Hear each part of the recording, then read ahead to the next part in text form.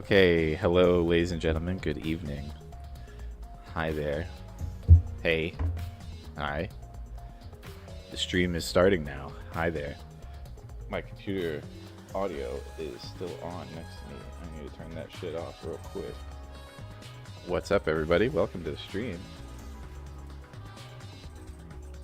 There we go. Yeah, welcome. Should be a good stream today. We've got quite the topic picked out. We're going to be looking at folding ideas. If you're not familiar with folding ideas, we're going to go through it a little bit. But basically, he's a bread tube user. So we're going after some bigger fish than usual tonight. But it will be interesting, I think, because, man, I don't know what it is about this summer, man, but like the weird hit pieces about people that like don't even really like make sense. Like they've been coming out of the woodwork lately. Like, I don't know if anyone is familiar with the Wendigoon video from, I think it was maybe about a month or so ago. That shit was just as wild as this. I mean, this is like a different flavor, but still very interesting. So I'm excited to get into it. Basically, if you don't know, this guy, Folding Ideas, aka Dan Olson, or Foldable Human on YouTube, I think he's called. He made this video about Angry Video Game Nerd, about AVGN, the boy, James Rolfe. I mean, the reason any of us are here today, really. And he made this video about that he's not a very good movie director, or like not a very good filmmaker, but then it's also like about himself not being a very good filmmaker. So I don't know. It's weird. But yeah, we're gonna watch some of that. And I do have some news stories to cover as well. So yeah, stay tuned. Trying to get Walker on the line, but if he can't join, that's fine. We'll just keep it going. We've got, yeah, a couple pretty good news stories to look at. So just going to get my last couple things ready. And then when we come back, we're going to get into some news.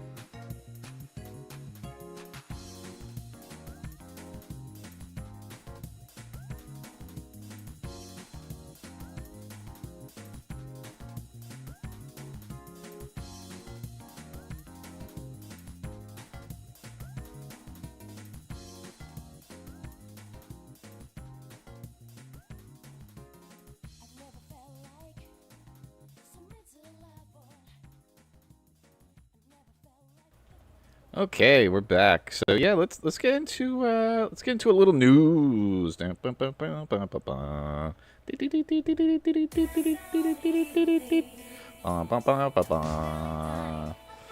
News time. So most recently, this was when was this? Last week? Yeah. Whoop. Sorry, why am I not in here? Hey. Yeah. So last week, Kai Cenat was doing the new Elden Ring DLC. He very recently played Elden Ring and famously had quite a lot of deaths. It took him a very long time to beat the original Elden Ring, and then it took him even longer for the last Elden Ring boss. It was stuck on it for about 60 hours. So this man ended up getting a therapist for help, moral support. Paid them by the hour while they were there, and just to get help on this last boss in Elden Ring, which again took him 60 plus hours. So let's take a look. So what you need to do, instead of being angry that he's being annoying and angry that he's kicking your butt, be excited to win. Be excited that you're gonna beat this game. This is gonna be another game on this list of games that you beat. That's the energy you need to focus on. I'm gonna beat this game. I beat these games. I know I can do it. And that's a way better headspace. That's the energy you need to focus on. At this character that's gonna continuously beat you. If you're giving him that angry energy, it's gonna meet you right back. Pow! I need you to get in that positive, confident, resilient energy. Positive and confident and resilient. You beat 7 games thus far. You're almost done with this one. Can I show you a run real quick? Let's see. You want to see how scary this is? Let's see how scary. It's not scary. Okay. You want to see how fun this Let's is? see how fun this is. Exciting this is. Yeah, say Yeah, positive. very exciting. Watch this. We got this. Positive has I'm going to show you one run. If I die, I die. Okay. But don't say that. I mean, when I win, Nah, see, now you're I'm manifesting. away. It's like, Yeah. You got this. Let's see. I got greedy. I got fucking greedy! Tough game, but you were going at him for a bit. Do you feel like you gave him a good Hold on, can we get her face or not? No, not. tough game, but you were going at him? Greedy! Tough game, but you were going at him for a bit. I got greedy. Good run. That was a good run. I'm not going to lie. I feel good about that run too, and I don't even watch this game, but I did watch you. No, that was actually a good run. You wanna go at it again? Nah, I don't want to go again. I just, yeah. Take a break. Okay. Mhm. So you gave him a good run. You said you feel like you got greedy. What do That you was like, that was. I mean, he's smart to do this, though. I mean, I don't know if anybody out there has watched Game Center CX, but it's pretty much what he does. I mean, he makes the guys that work there do it. It's basically the same thing, which is just, hey, help me with this fucking game and, like, give me moral support. And, oh, yeah, you've played this before? All right, tell me what to do. You know, it takes a village to game sometimes, ladies and gentlemen. So yeah, that's the latest in Kai Cenat. He did finish the game, by the way, which hey, great job. I believe it was in fact over 1,000 deaths and over 100 hours, but he did do it. So good on him. So yeah, there's that. We got some other news here. Frustrated Final Fantasy XIV healers are planning to strike when Dawn Trail debuts, which I think is just a very funny thing to do. So, mounting complaints from the community came to a head after a streamer beat the next expansion's first dungeon without a healer. So, I guess, yeah. I mean, as the subtitle says there, somebody got through the dungeon without a healer, and people got mad, question mark, about that, and made it, like, a thing. So, I don't know. We're going to read.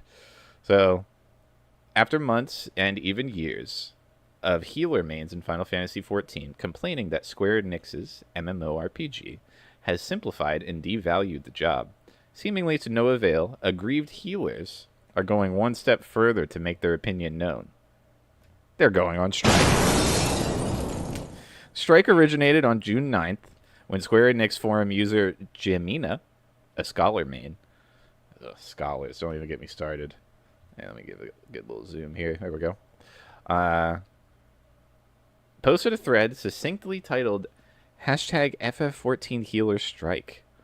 The thread opens with a mission statement for the strike. Jemina writes, quote, I would like to make this the official thread for those in support of a healer strike as a collective voice to the dev team to express the dissatisfaction with the continued direction the game has gone concerning healer gameplay and what has arrived consensus that is deemed to be a negligence towards the role, as well as the players who main it.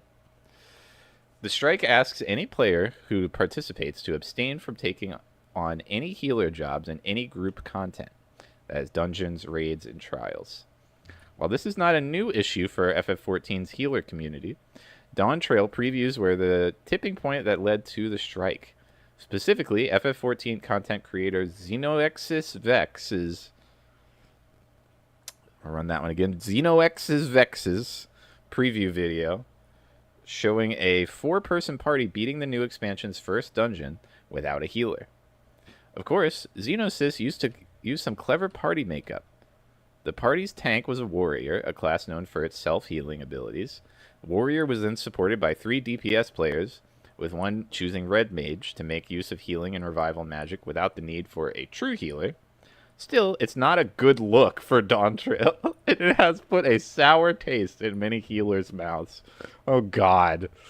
So, I'm sorry, but if you're a healer, like, if that's really your shit, like, if you go on an MMO game to just heal other men, it's a little gay. Like, I'm not gonna lie. Like, healing classes is just strictly for girls.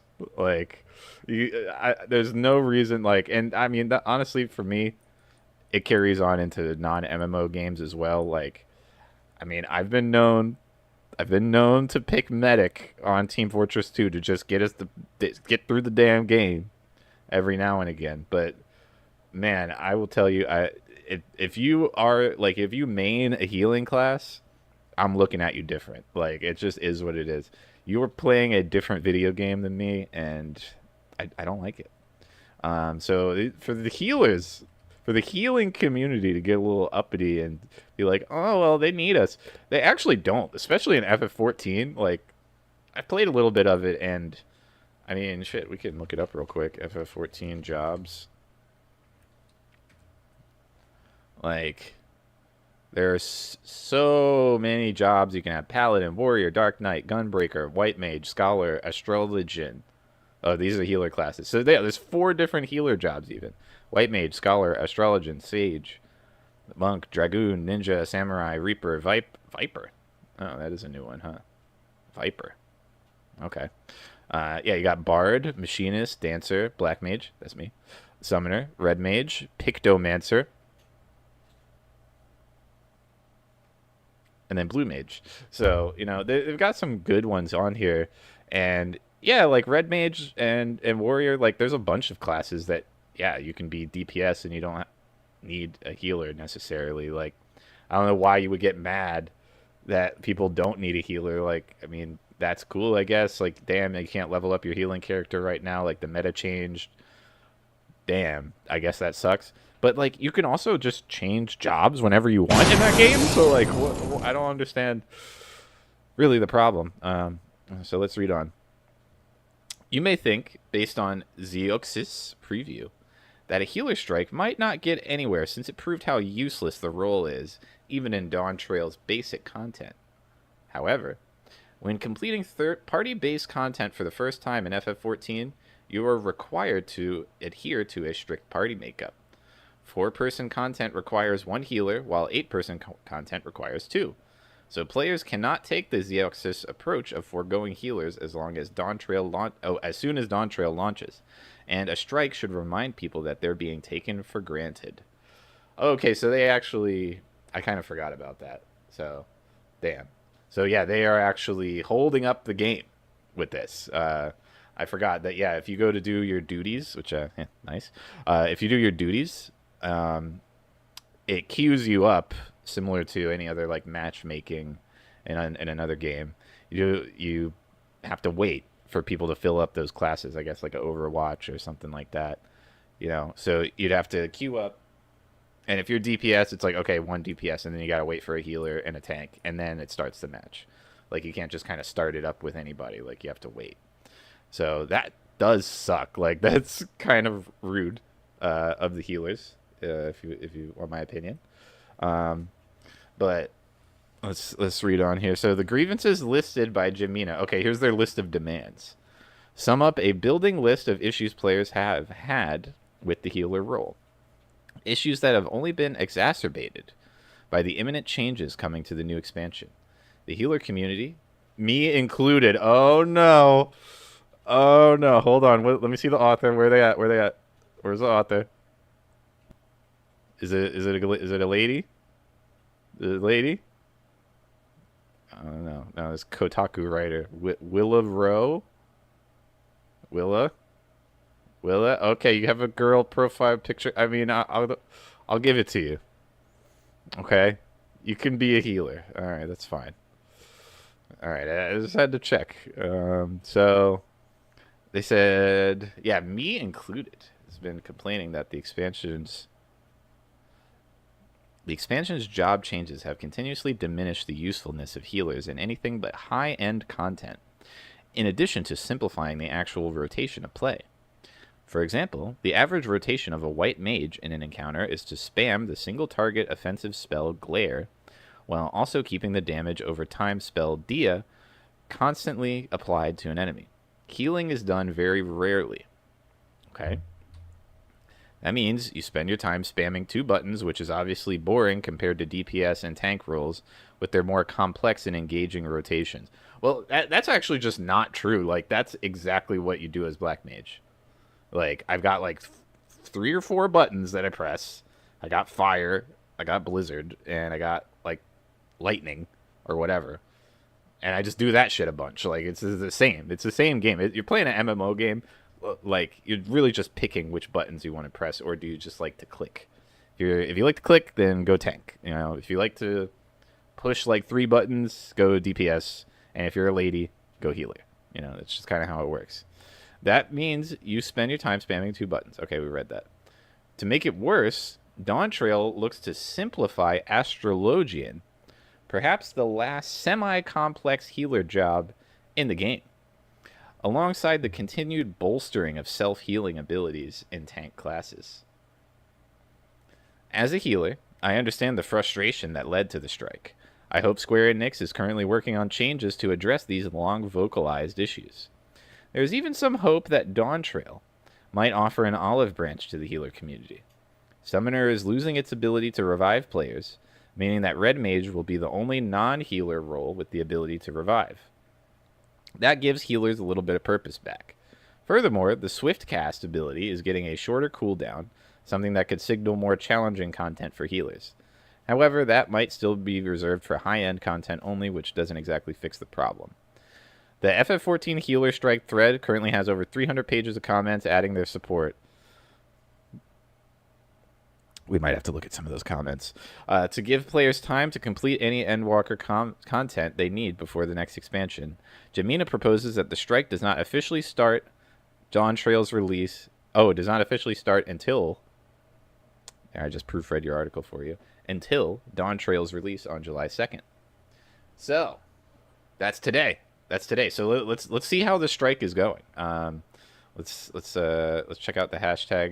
I'm gonna check it out on Twitter first, and then maybe we could go into the forum and actually read some of these users. FF14 healer strike thread. Yeah, let's check out on old Twitter X here. FF14 healer strike. All right, what do they gotta say? FF14 players, we're so friendly and accommodating. Everything is sunshine and rainbows. Also FF14 players, here's all the information and potentially more, smiley face, on this individual because he dared to go against the hashtag FF14 healer strike movement. Oh, damn. So we've... damn, we've gotten deep into the cut already where there is a healer strike and an anti-healer strike movement. That's crazy. Okay, so what is this? Here's the tweet. In-game, his name is blah. Okay, that's like all his docs. Reddit directly bypasses shitposts FF14 mods. Healer strike spreadsheet. In light of the so-called healer strike on the official forums, I decided to gather all the people posting here, put them into a spreadsheet. Whoa, what? Okay. Okay, I might need more context for that. I'm going to keep that tab open. And then we're going to do this. And then go back. Okay, so FF14 healer strike. Okay, so this user says, just as an FYI, I will not be pushing any mitigations, including, but not limited to, tactician, dismantle, second wind, food buffs, melding, or repairing my gear for the duration of my time playing Final Fantasy XIV Dawn Trail. This is an act of solidarity. I'm sorry. This is an act of solidarity with the healers who are on strike because their role is quote-unquote boring. Depending on the difficulty of the content, I may stand on AoEs on purpose as well. Okay, so he's just gonna like get killed on purpose, I guess. Rest assured, I am not bad at the game, no matter how it looks. I am trying to provide variety for the poor healers who feel like their role is not impactful in the video game. I hope you all understand and will consider joining me in my effort to make the game fun to play as healer for the next 2 years. Thank you. Okay, so I think... Damn, okay, so I think they're saying like they're going to just intentionally take damage so then the healer has to do more work. I mean, that's something, I guess. Okay. Just soloed the boss of the last dungeon and DPS was not happy. Okay. FF14 healer strike. Oh, yeah. You're queued up for all these shit. Healers in shambles. Don't worry, healers. If you don't need to do anything, I've just got the solution for you. See these icons? You can use them to help with damage. Nice. Healer strike is not real. What's my rotation? Glare girl. Okay. Yeah, you do glare. All right. Good. Nice meme. Is this really a thing that's planned? As a healer main, I don't want to cross the picket line if there really is a mass healer strike planned. Holy shit. What do these people say? If you just enjoy healing, though, I guess using the NPC system for the dungeons would kind of go in the same direction, since the idea is to get a shortage of healer for Duty Finder. Or play only with friends, that sort of thing. My problem is that I only have healers, LOL. I don't know how quickly I can get another class to 90 in time. Howard Chang? Howard? Dude, Howard, you're out here healing? You got multiple healer accounts, dude?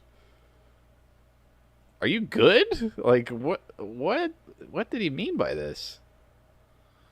Okay. Alright, well, what else? This is absolutely planned, and anybody saying it's a minority doing it has no idea what they're saying. Thanks. Is it only for certain data centers? I don't know what's going on, but it's a healer main. Read healer only, LOL. I don't want to cross the picket line. Any and all, but mainly North America and Japanese ones. Not sure about Europe personally. Some folks have started already. Many of us are waiting for early access to start as well. Many players on the official forum, English mainly, but some Japanese as well, have stated their intent on not playing their healer main in Dawn Trail. Yes. Will it really have an impact? Not sure, but I will also drop healing for the first time in 9 years. I just can't spam any more glare. Damn, J-Paw, J-Play and watch. Oh yeah, okay, this user's mad about them posting spoilers about an MMO game. Yeah. Great. Here we go, another party heal for a DPS, and of course it's Summoner. How about we make a physics scale with intelligence while we're on? Okay, great. So don't worry, this is not a quote-unquote healer community thing. This is just a small minority of players, and actual FF14 players will still queue as healer. LMAO. And this person says, I'm taking up crafting and gathering and leveling other jobs in Dawn Trail. The amount of times you see tanks solo a boss if the rest get wiped is outrageous. So, hey, they won't miss me, and I won't mind if it makes people irritated on Twitter.com. So, there we go. So, yeah, I mean, we've got a lot of differing opinions on this, honestly. I thought I was just going to, like, look it up, and it's just like, yeah, obviously this is whack. Like, nobody's doing this healer strike thing. But, no, they are. They are. This is real. So, yeah. All right. So let's check it out on the forum. I'm kind of curious now. FF14 forum. Hashtag healer strike. Let's see. Oh, yeah, let me get a little background music going.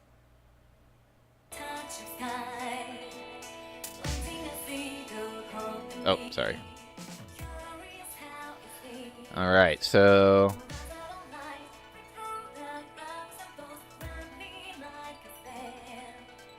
yeah, okay, we've got actually a lot of people. We've got a lot of users here talking about they're going to join this healer strike. So let's see. Throwing my hat into this ring as well, although I don't do high-end content, mostly a scheduling thing, but partially a social anxiety thing, TBH. I consider myself decent enough on SCH. Problem is, ... Oh, are these all different threads? Oh, okay. Get out of here, cookie policy. Alright, yeah, so I consider myself decent enough on SCH. I guess that's Scholar. Problem is, the only times I feel like this game is engaging to heal in is when shit goes so far south it hits the South Pole, which if you have a halfway decent group / tank, it never does. Was already planning on just going through DT as RDM, but all the tank upgrades I've seen have pretty much sealed it for me. It's actually funny, you get yelled at if you don't contribute DPS as a healer. But at the same time, healers are for heal only? ? So am I allowed to ask for a small change in DPS rotation or not? Am I allowed to ask for more incoming damage so I can heal more then? No. Why? Isn't Savage all about DPS, Jex? What's with all the disagreement? Yeah. So I'm not sure why I came back here to the forums, but it still makes me so sad to see people making fun of genuine complaints and people that simply just care about the game. If you see me around again, tell me to just leave these forums for my they are horrible for my mental health. Well, that's nice. Okay. Yeah, we've got a lot of back and forth on here. Schrodinger's Healer Strike. Before DT launches, Healer Strike is simultaneously A, a disruptive event that impacts the player base and may incite chaos. B, a futile attempt that has absolutely zero impact on Duty Finder queues because the vast majority of people are more than happy to pick up the healer mantle and take our place. Yeah, I mean, there's that too. Like, you literally could just, like, if you are not part of this healer strike, you could literally just do a healer character. I mean, pause, obviously. But, like, if you do a healer character, like, you know, you could just do that for a little while till the strike is over. You know, people will be crossing the picket line, I'm sure. So I mean, it just is what it is. So, yeah. Yeah, I mean, that's the healer strike. I mean, you can read a lot more about it. This thread alone has over 613 pages of people discussing this. So, yeah, it's a pretty heated topic, honestly. I just kind of looked up this article. Like, I mean, I found this article rather just as, like, you know, like a joke or whatever. But, no, they are not joking, bro. Like, shit is for real. So yeah, that's that one. In other news, Nintendo is back at it again with more lawsuits. Nintendo's war on fan creators now includes making sheet music for Fire Emblem. The Mario company is taking down sheet music arrangements for songs in its games. So yeah, let's read into this a little bit. It's kind of crazy. I mean, it's I'm not saying that it's unexpected because it is Nintendo. That's just kind of how they do things. Um, I wouldn't even think of music, like music notation, to be intellectual property. I mean, I guess that's just me not understanding music very well. But, like, sheet music is actually property of the person that came up with those notes, I guess. But then, like, what if you just use the same notes? I don't know. So let's take a look. Nintendo's reputation for taking down anyone it deems as using its intellectual property in a way that it doesn't like is pretty much well documented. Some of these incidents make some sense, such as going after ROMs and other things that could hypothetically cut into the sales of games and consoles. However, now the Mario Company has found a new target: musicians who create sheet music based on its games' soundtracks. So what do they mean by this? As reported by Nintendo Life, 2 YouTube channels that have created sheet music versions of Nintendo tracks, known as Sheet Music Boss and Purple Scala, have recently informed their respective communities that Nintendo has begun targeting sheet music sites like Music Notes and taking down music for games like Pokemon, Mario, and Legend of Zelda. Purple Scala says that Music Notes is actively trying to get this decision reversed. Sheet Music Boss says their arrangements had been quote-unquote correctly licensed and that the original artists were receiving royalties for the sheet music sales. See, this is crazy. Sheet music sales. Like, again, I didn't even think that this would be a thing that exists, but I mean, I guess it does. Oh, sorry. Just fixing my light. There we go. We're working on it, but it's super frustrating, Sheet Music Boss wrote. Especially given that so many Nintendo pieces are not available anywhere as sheets. Sorry to everyone affected, and please know it's totally out of our control. Officially licensed Nintendo game sheet music is often hard to come by, so it's no surprise that dedicated fans have taken it upon themselves to try and fill that gap so that other musicians can learn and perform songs from their favorite Nintendo games.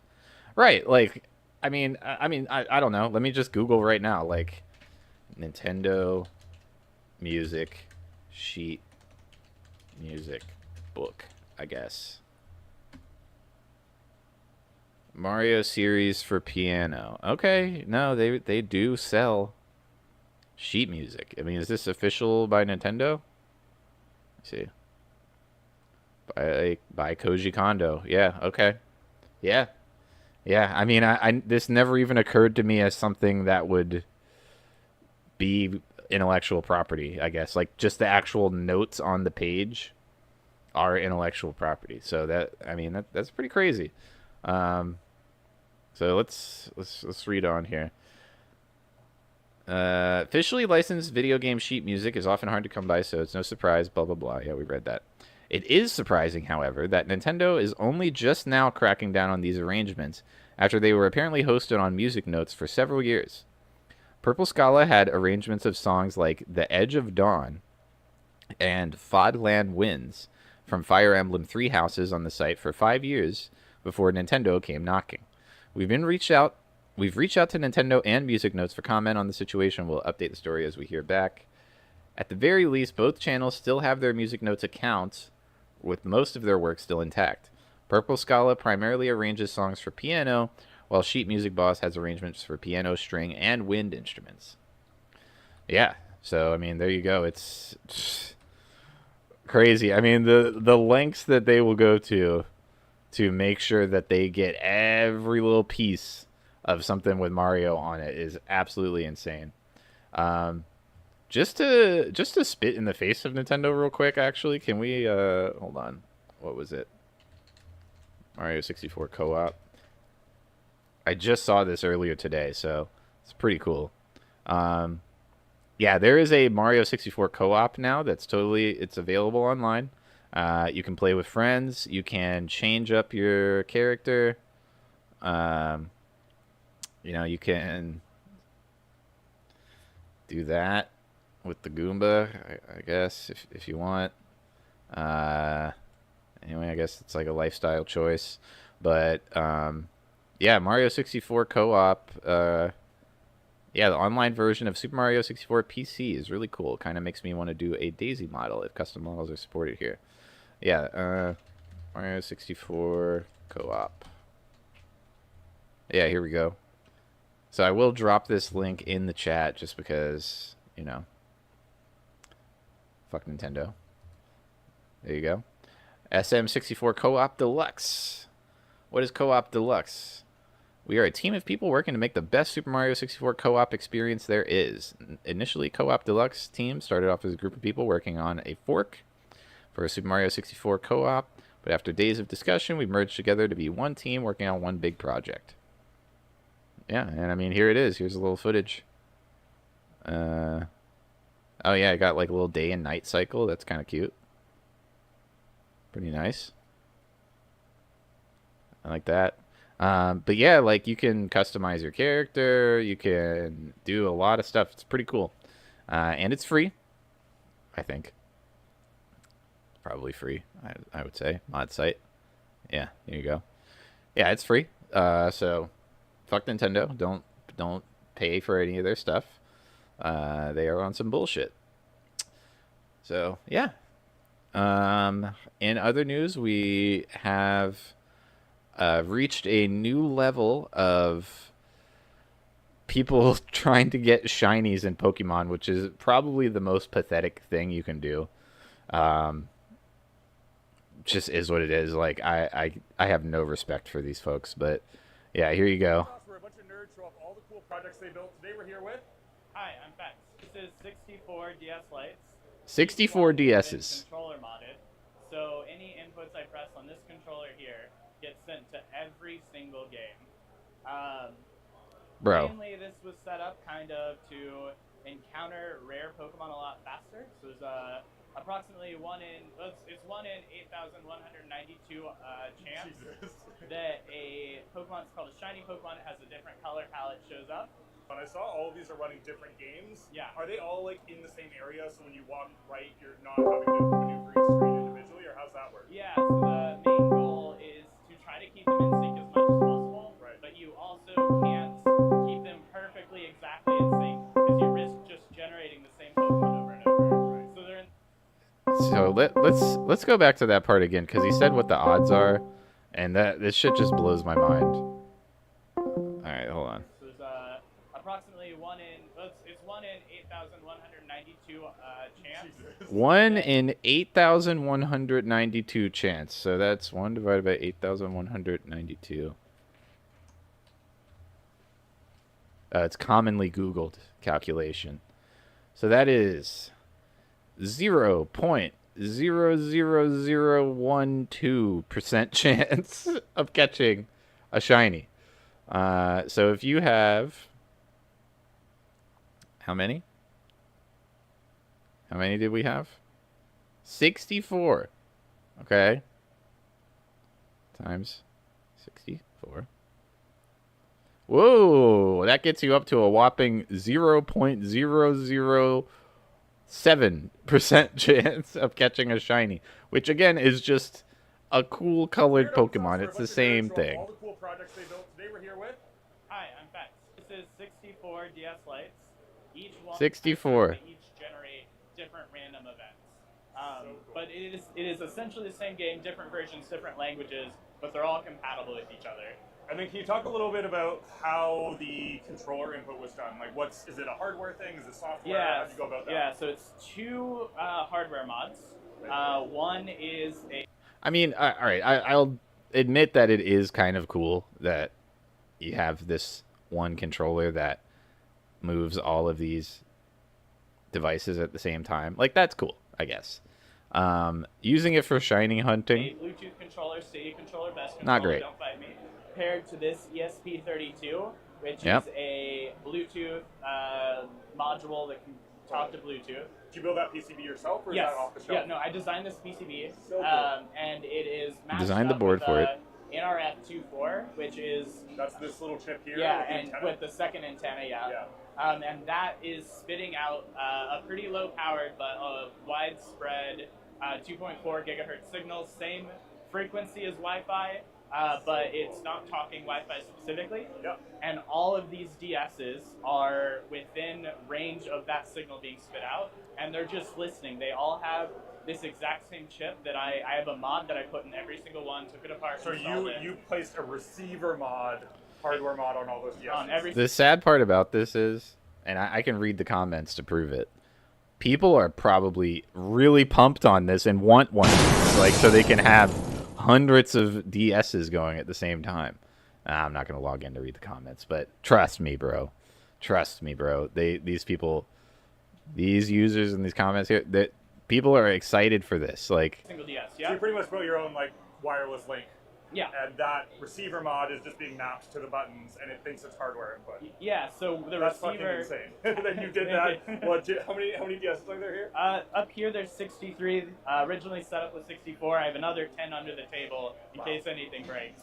Wow. But so the Flex PCB on the inside, it's about the thickness of a piece of cardboard. Right. And it... yeah, well, yeah, you get the idea. He's just explaining the tech of it, but yeah, wild. And it's really sad that even with all of that, you got 64 DSs going. That's still less than 1% chance of catching a shiny. So you're still sitting there for hours in the same area, like just moving back and forth and running away from Rattata a bunch of times to hopefully get a blue Rattata instead of a purple. Like, oh my god, bros. Pokemon fans are just absolutely just mind broken. It's so pathetic. So, and then we did have this game trailer here, Funko Fusion for the Nintendo Switch, coming soon to a console near you.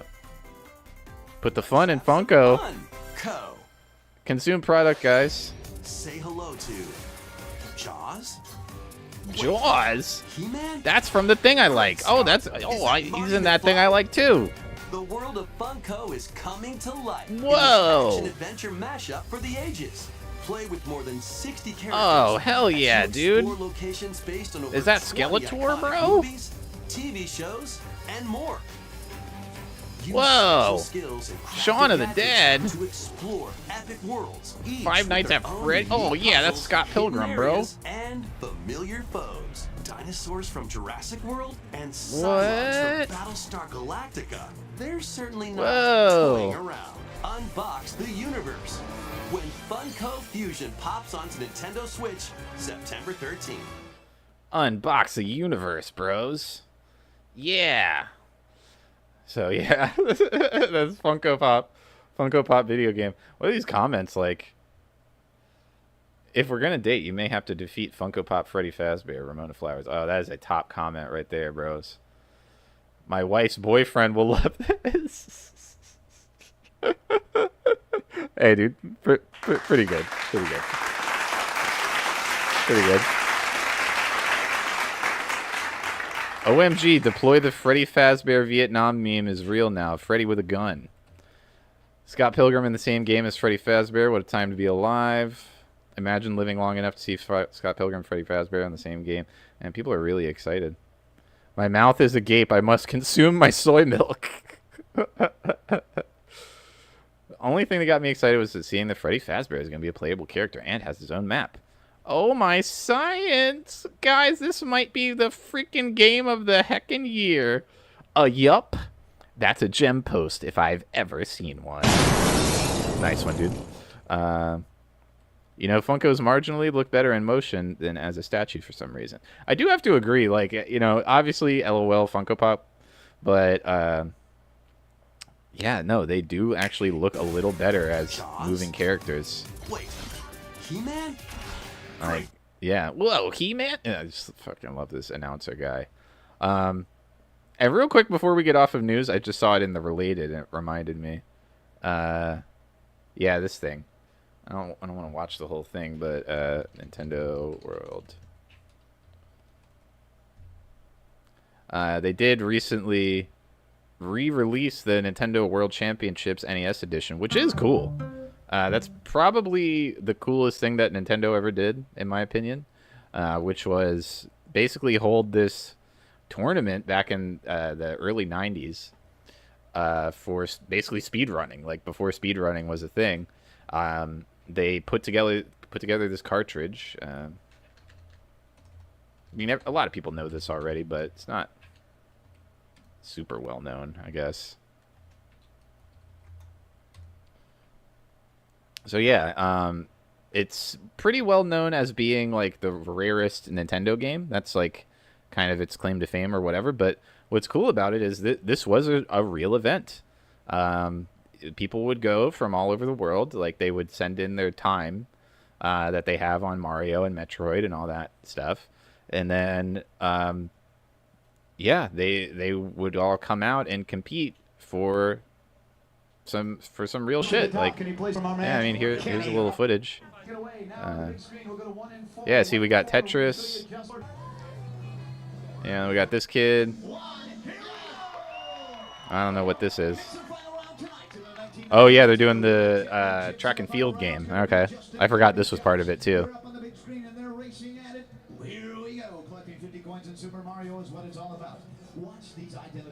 Shit.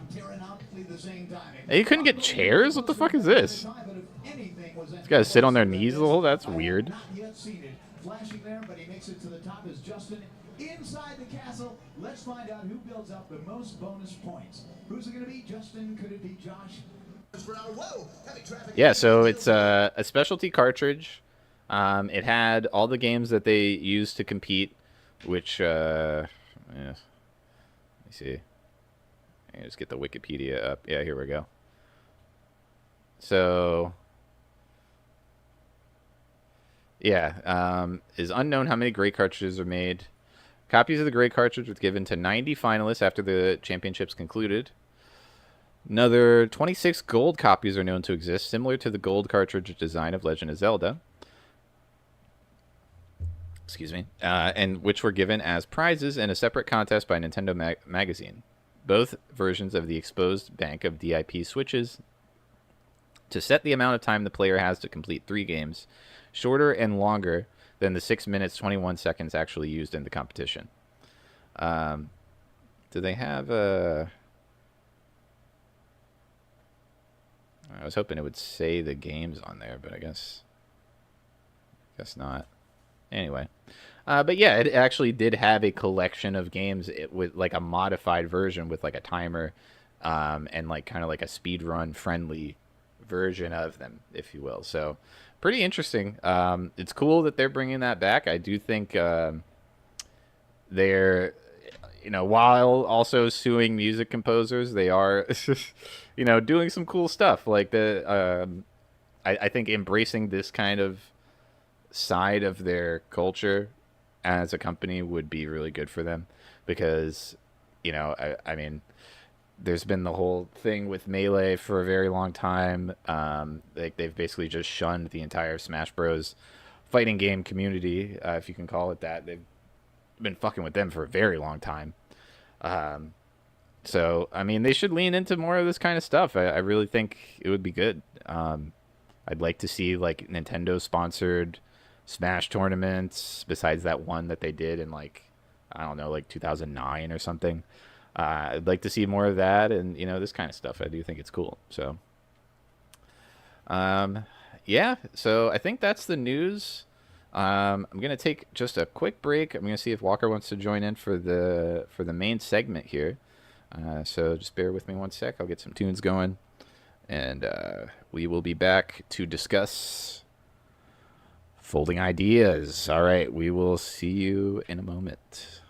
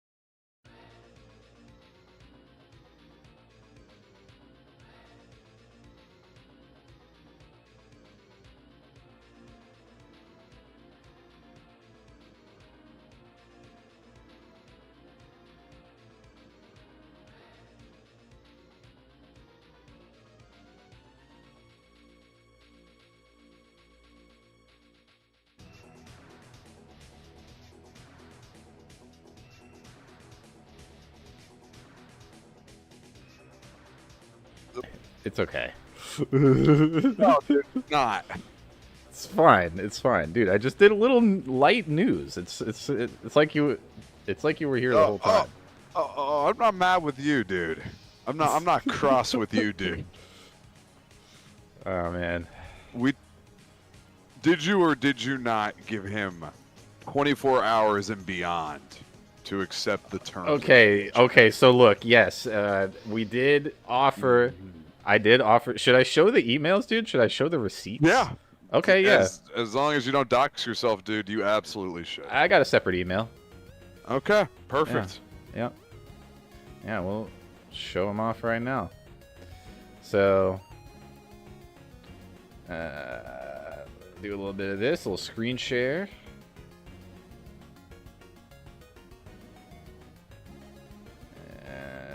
Nope, that's NGU Idol. We can show people that a little later. Yeah, you want to do They NGU might need Idol to see tonight. that, yeah. All right, here we go. So, yeah. Yeah. So this is a real email here. Here, I'll move myself on screen so you can see it. Yeah, from me, obviously, to contact@foldingideasshow.com, which is his real email. Okay. Yep. Hi, my name is Matt, aka Kingmanship on all platforms. I run a niche live stream with a friend. That's you, dude. That's me, dude. I'm right fucking there. So really, this is an email from both of us. Yeah, it's you. It's you too. You signed at the end and said me too. Mm-hmm. Yeah, so I run a live stream with a friend centered around internet culture. Wanted to reach out to see if you were interested in joining the show to discuss your I Don't Know James Rolfe video. We would like to discuss the reception of the video and clear the air for anyone who may be confused by its concept or intent. That's it. I can't. That's 4 days ago. 4 days ago, June 28th, 6:56 p.m. And he fucking big dogs us, dude. Typical folding ideas, if you ask me. Dude. For him to come so disrespectful. You know, after all we've done for the community, honestly, is like a slap in the face. You don't, dude. You don't. We went so easy on our don't yield to buy video games stream. Yeah. You know, does he hate small content creators, dude? Does he hate black-owned businesses? I'm gonna say he does. Yeah. Yeah. And I think that's a fair thing to say. And it is telling to me that it is currently Disability Pride Month, and he would snub us, two well-known disabled content creators. It's like he's never played Halo Infinite, man. Dude, I know. Dude, no excuse. We are now 48 hours into fucking DPM. Yeah, Disability Pride Month. Dude, and it's America's birthday in 2 days. That's right. On the eve of America's birthday, he's gonna do this to us. It's so crazy. 2 eves. Yeah. You're gonna unbelievable. You're gonna get fucking disrespectful 2 eves in. Nah, not on my watch. So I mean, we're gonna have to address the allegations for him since he refuses. Yeah, it is clear and present refusal to deal with the consequences of his actions. Which is, for those who don't know, making a really questionable video about the AVGN, aka James Rolfe. And we wanted to help. I was trying to help you, motherfucker. I'm trying to help you, motherfucker. He just slapped us down, dude. The whole reason to even reach out to this guy, I mean, you're going to see as you watch the video, but not to give up the ghost. I don't know, James Rolfe is, at best, a cry for help. At best, dude. That is really saying, it's being real nice. I am seeing the Olsen problem down here, which we might have to watch another time. Maybe the follow-up stream. Dude. There is an Olsen problem. Oh yeah, we're gonna talk about it. Yeah, and we are nothing if not magnanimous men. Sporting men, dude. Yeah, sporting. I'm a just- sporting man. I offered him, dude. I offered him. I said, let's take it to the court. I can look. Might not be people in this stream right now, but god damn it, people might watch this later. People watching it later, listen. Look to the future bros. I don't even necessarily hate folding ideas. Oh, folding ideas. Sorry. Yeah. Hey, won't happen again. Yeah, I can promise okay. you that. We got one. We got one at the beginning. That's not gonna happen again. It's not that kind of stream. No, not a bullying stream. Nah, no, fuck no. Fucking. First of all, dude, I guarantee you Hasanabe would be like, "Oh, sorry, nah, dog." I bet you he would give you that email. Yeah, no, I would get a very nice rejection letter from the Indian guy that runs Hassan's email. Yeah, dude. Yeah, That's dude, all I was asking for. Maybe even like the automated response. Yeah, thank you for your submission. We will contact you But when the time comes. How's that guy sound, dude? Thank you for your submission. Thank you for contacting Wasanabe. Yes, hello. Thank you for reaching out. Yes, I can assure you that Hassan totally games. He totally plays games, bros. He plays Infinite Wealth. Infinite Wealth 8. Why do I feel like the Indian guy who runs Hassan's email address probably knows it's just Infinite Wealth or Yakuza 8? Dude, he calls it by its full Christian name, Like a Dragon, Infinite Wealth. I don't like he's mad at it, dude. But fucking only 9 years, sorry, didn't mean it. Well, didn't mean it. It's okay. Won't even give us the time of day. That's round one. Didn't even deign us with a response. Yeah, Crazy. wouldn't even answer the response. That's round one. Round two is I understand that people have a problem with James Rolfe, the angry video gay nerd. Yeah. However, the way he goes about it in this video makes me personally uncomfortable. It's upsetting, dude. It is upsetting. So I wouldn't even say we're Rolfomaniacs anymore. No, I listen. No. And we talked about this before doing the stream, and I'll be the first one to say I'm not an AVGN guy anymore. Like, not since I was probably 12, I would say. Yeah, I don't know how you... I mean, I don't know. Maybe some people find it... Maybe some people enjoy it, but for me, and I know this is true for you as well, the biggest appeal of the AVGN is watching him, like, looking at his cool shit. Yeah, you learn a little something about, like, old games sometimes. An AVGN video should emulate going over to, like, a rich kid's house. Right. Your rich friend's house, whose parents, like, buy him all the cool shit in 1994. Who's got, like, the guy who's got the TurboGrafx CD, dude. Oh, yeah. He's got the 3DO, dude. Dude, he's got the... I'm going to get to play a game made under direct... console of Don Bluth. But fuck yeah, dude, I can get into that shit. But he's never really made me laugh. No, it was never super funny. No, I mean I think he's a competent video maker. Yeah. I mean for what the videos are, which is just him doing shit in his basement, not bad. The all the weird monster characters and shit that he does. It's all pretty solid, honestly. I'm not mad at any of that, man.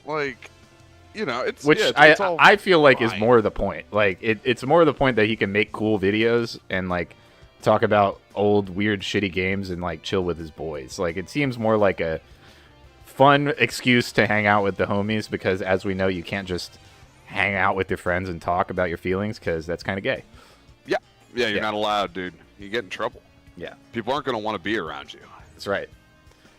Yeah, and I did do a little preliminary research, dude. I did. Yeah, we're gonna need that. I did go to the Cinemassacre Truth .reddit.com after I got on a hazmat suit. Okay. I call it VPN. What Got a are they condom up on. to? You got some good posts to share, or? I can start pulling posts, but what I'd like to say is there are people who really do have an issue with AVGN going. AVGN is in decline for these dudes. Yeah, I could see it. You know, AVGN is really in decline for these dudes. I could see it. I mean, if you followed the series from the very beginning, like I guess I did, and then also just stopped. But I'm sure that it's not as good anymore because he's fucking old, man, and he doesn't give a shit as much anymore. Like just pulling from the top of the heap here. We're looking at shit like this. yeah, let's take a look. So r/Cinemassacre Truth. No time to change camera angles. Camera work then. Oh, whoa. Blew up a little too much. Which all, one morning ideas will address the allegations with this in the worst possible way. Yeah, I mean, yeah. Yeah, I will say, dude, the Rolf hairline is in decline. More than anything, I need the Cinemassacre Truth on. The fuck's going on top of his head, bro? Yeah, like, he's got a Chairman Mao haircut now. Yeah. And I mean, just go. Respect for sticking with it, I guess. Like, he didn't just, like, shave his head and become, like, a Black Rifle Coffee Dad. But, I mean, I guess, dude, like, there's nothing too wrong with that, though. nah. Like, I will never... Since you fired you off another one, dude, another classic cinemassacretruth.com. James, it's 5 p.m. Time to record another episode. Yeah, screen wave. This is so sad. Yeah, I mean, again, I am of the opinion that and here's them doing a little weaning on the nerd dude. Uh-oh. You got a little nerd wean action there. Oh, shit. Dude. Leave him alone. Yeah, just fucking Just James, getting all up in the Rolfe, James dude, man's in business. the Italian tea with the naked juice. You know, Come snap on, a pic dude. off of him. Leave the man alone. I mean, you want to talk about Black Rifle Coffee Dad? Like, there he is. Yeah, no, for real. He's got the sick jeans. Dude, You know, he's got the juice, dude. Got the those hoodie. light jeans, dude. You know he got the got the New Balances on. Oh yeah, you can't see him, but they're there. I could see him in the mind's eye. I can feel it. Yeah. God, man, leave James Rolfe alone, bros. Like, this is not I normal feel like at this behavior for point- somebody that makes these kind of videos. Yeah, I feel like at this point he is, probably not making entertaining content anymore, regardless of who is interested in it. But what I'm gonna let y'all know, and it's this last post I showed you. Well, seriously, like, look, Yeah. No, like, dude, bros, it's been 20 years. 20. Dude, it's 2 been decades, 20 bros. It's been 20 years. And he's still fucking doing this. You should be so glad that there's any new videos coming out from this man.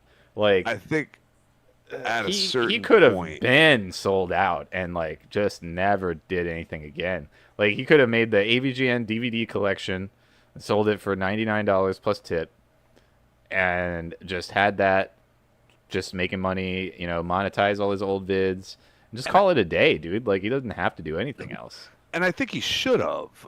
Yeah. I think he should have. Like, I think maybe fucking AVGN didn't. I don't think he sold out for enough, dude.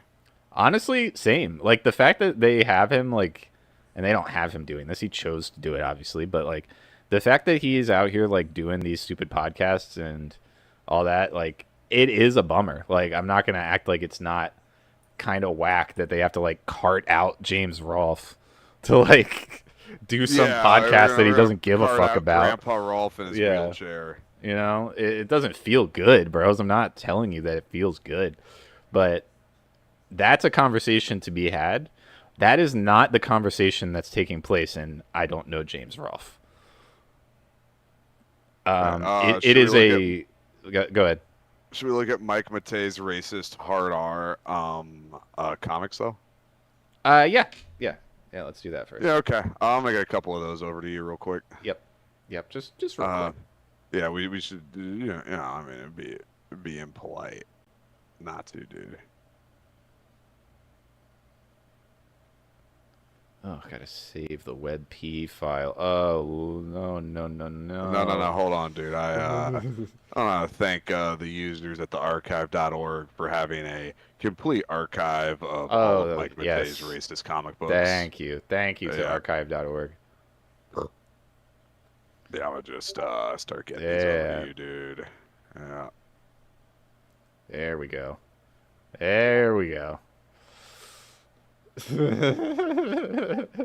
Oh, there's a lot. Wow, bro. Yeah. I mean, thelocobandito.com. This website is gone, right? There's no more Loco Banditos. yeah, there's no more Loco Bandito. Yo.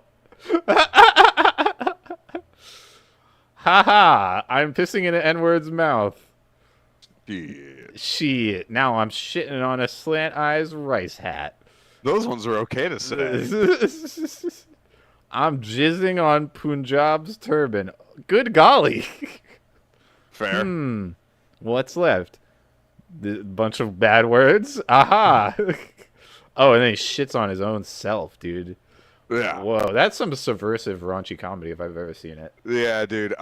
It continues. Yeah, it's quite raunchy. Extensively. Yeah, we've got this one plenty. here. There's bridges for the Lolo, as we like to say around here. Yeah, now, wow, this blowjob machine's really getting my rocks up. Hey, that's my dick sucker. Give it back. Take the stupid thing. I feel like shit after using it anyway. Well, that's no fucking surprise. What's that supposed to mean? I fill it with HIV positive lube as he devilishly laughs. Kind of like that one. Yeah. I would actually say that if I had to pick a Loco Banditos, that's like. I mean, that's not too bad. That's a story in 3 acts there, dude. That's just good storytelling. For sure. Honestly. That's baby shoes never worn. Yeah. HIV positive lube. HIV positive lube, I'm pretty sure was a novel concept and still remains so. Not bad. Got to give him that. Ugh. All right, dude. Let's get into this fucking folding ideas. We've got a lot of ground to cover here. You don't want to do any more Loco Banditos, dude? Let's save that for the Patreon, I think. Okay, yeah. We will. That's content that must be preserved behind a paywall. Just how about one with like a little levity? I feel not a Loco Banditos. Okay, what do you got? I saw this and it kind of made me smile, and this will be the last one. A little Cinemasker truth. All right. Stupid joke, but nothing wrong. Here is the script for the Raid Shadow Legends spot. What is that? It's a game you play on your phone. No fucking way. No. That's pretty good. That's pretty good. Right. I like the idea of James not knowing what a cell phone is. Yeah, being too old. All right. Well, also, if you see in the sidebar, do you think James is depressed? Yes. Makes me ponder if his lifeless content these last few years have been due to depression. No, dude, he's just tired of doing it, and now it's his job. Yeah, I mean, that is... I don't think these dudes are like fucking folding ideas. Ah, dude, I can't stop doing it. Got it again. Fucking, I don't think that the guys on this website are assholes. Like, I don't think they are genuinely like fucking folding ideas will have you think this is Friends Chan on the Cinemassacre. It's not. Like, they are really just out here legitimately concerned for their bro that has made videos for the last 20 years. Yeah, like they just missed their boy, and it's like, I get that, and you need bros to commiserate with. Like, Yeah. I get that. I think they're a little crazy. If anyone from the cinemassacretruth.gov wants to come on the show, you are invited. Yeah, please. Open invitation to any Cinemassacre Truth Bros. We can have a real talk about the decline of AVGN and what it means to Yeah, you. and fucking we could hear it straight from you guys. Like, what the fuck is in folding ideas? You What is know, he going on about, bro? Yeah, what is he going? What did he need to talk about fucking James for an hour and change about? Let's hear it from the man hear himself it. first. Let's hear it. The man that would not respond to my email. All right, go ahead. Yeah. Folding ideas. Or my email. James Rolfe. We're basically the same age. We both went to film school. We both ultimately found ourselves making videos about media for YouTube. Better known as the Angry Video Game Nerd, James has this behind the scenes video that I can't stop thinking about. AVGN Behind the Scenes and Nerd Room Tour 2021. There's just so much going on with it. There's a light stand suspended from the ceiling with craft wire, a cable hole made in a desk by attacking it with a drill like a slasher villain.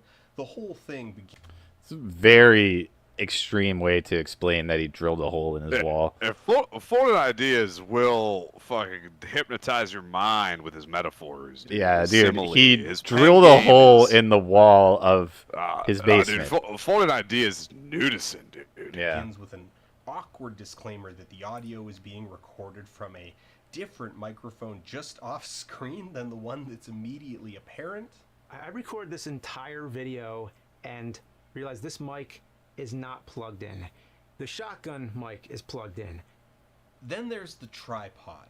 James expresses a desire to keep things out of his way, tripods, light stands, and such, to maximize floor space in his studio. A worthy goal I can empathize with as I sit here in a veritable forest of aluminum and forest. steel. But then he shows his solution. A tripod head secured to a strip of lumber by two mismatched scraps of wood. It Yeah, dude. is a wrong thing. A clutched together precarious mess whose Dude, wrongness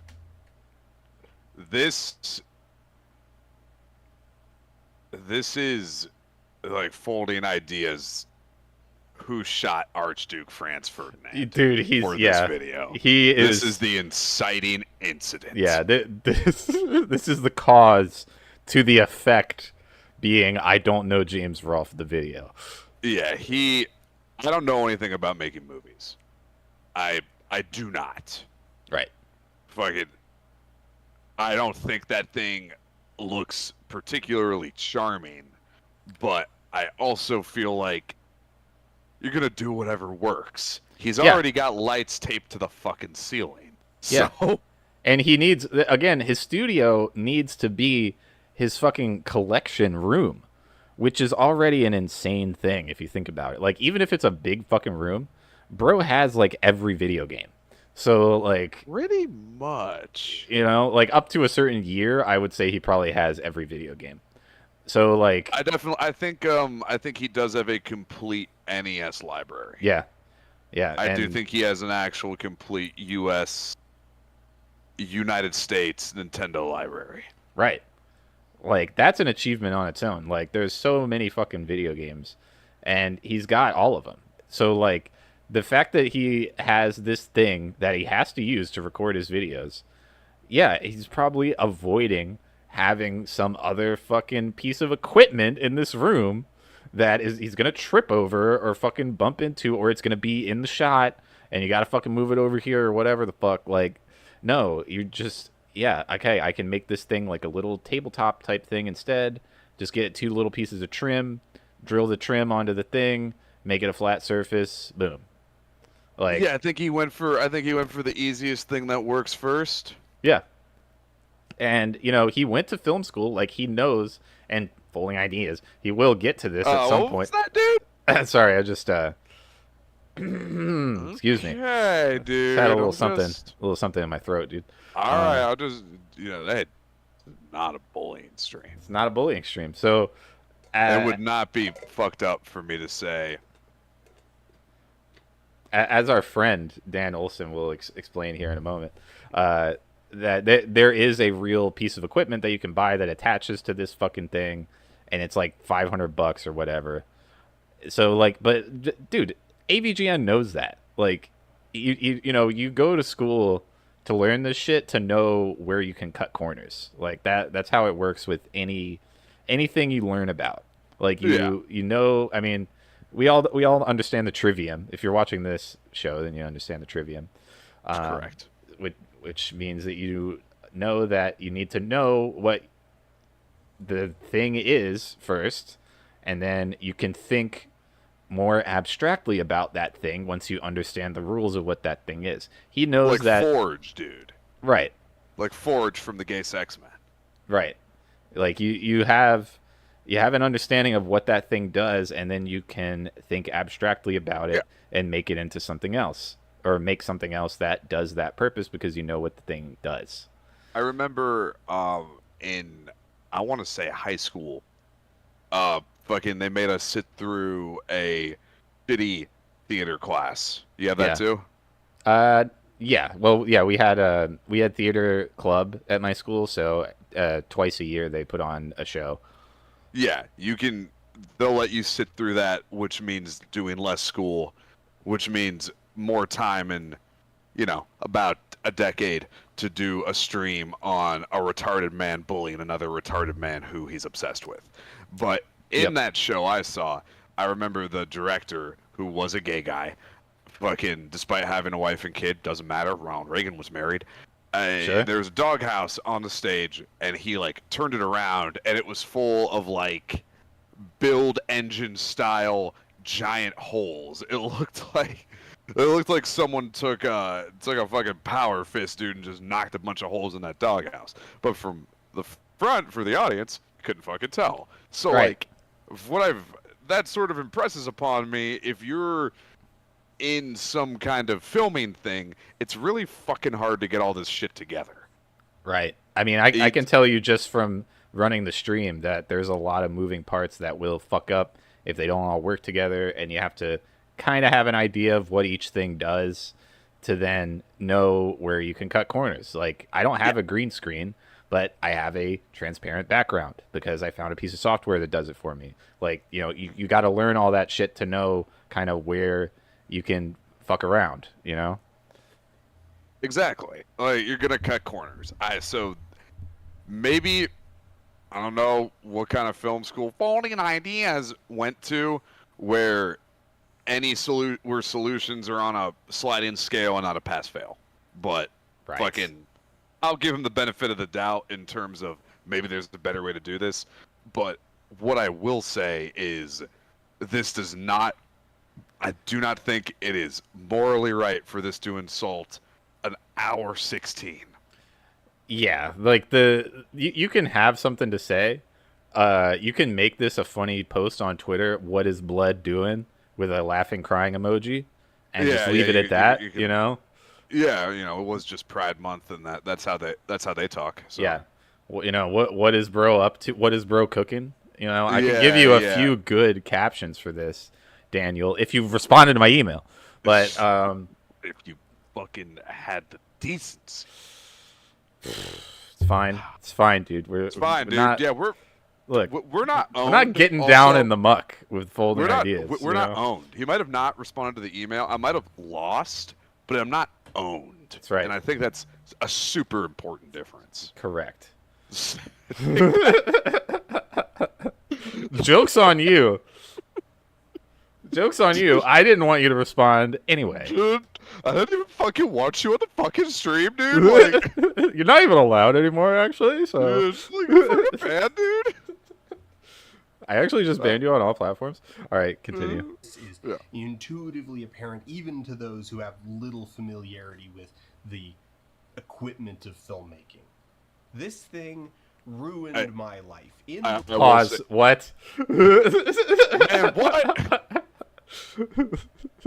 What were you gonna say?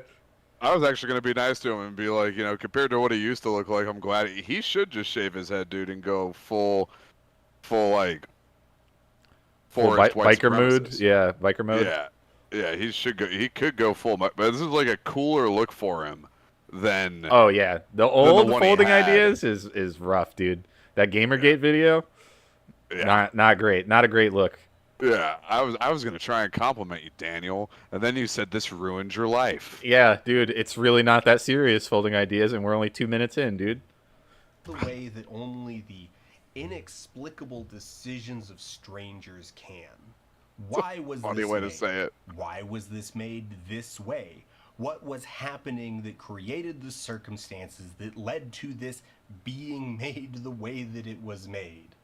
Many of the solutions being shown off in the video seemed counterproductive. Solutions to inefficiency more inefficient than the original problem.